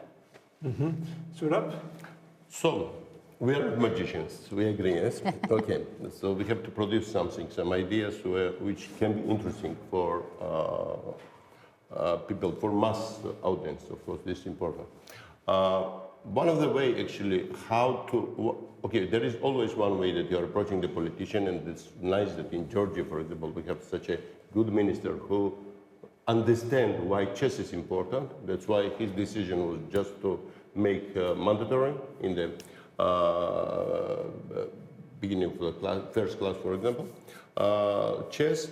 But the other thing is how Dana said that it's quite difficult, this method, to, especially in the Western country, it doesn't work. So, one of the key points, how to advertise, for example, politicians plus municipalities, that chess is generally very nice tool. Also, not to promote your own kids, but to promote your city. For example, we implant a new event now with help of FIDE, with FIDE Developing Foundation. Thanks, Dana, once again. We create a new tournament, which we called it online hybrid championship between European cities and towns, where it's 4 categories. It's female, men, seniors, and kids. And the idea was like this, that which sport or which other organization or institution can approach 4 categories. 1 or 2 day tournaments will be like this, and all municipalities will have a, first of all, we said that they have to be organized in the territory of the municipality, the hybrid chess. So, and everybody will have to introduce, will have a chance to introduce the small city which nobody knows, and why this city is good, why people have to come there. This is one of the directions. So always you have to think, you should move. If you don't move, then okay, your organization can be stable, but nothing special. But we are moving on this direction, always creating the new ideas, how to make popular chess more. And then involve people who are not chess players, because they have to be our ambassadors, not we. We are ambassadors already, we are professionals. So they have to be our ambassador.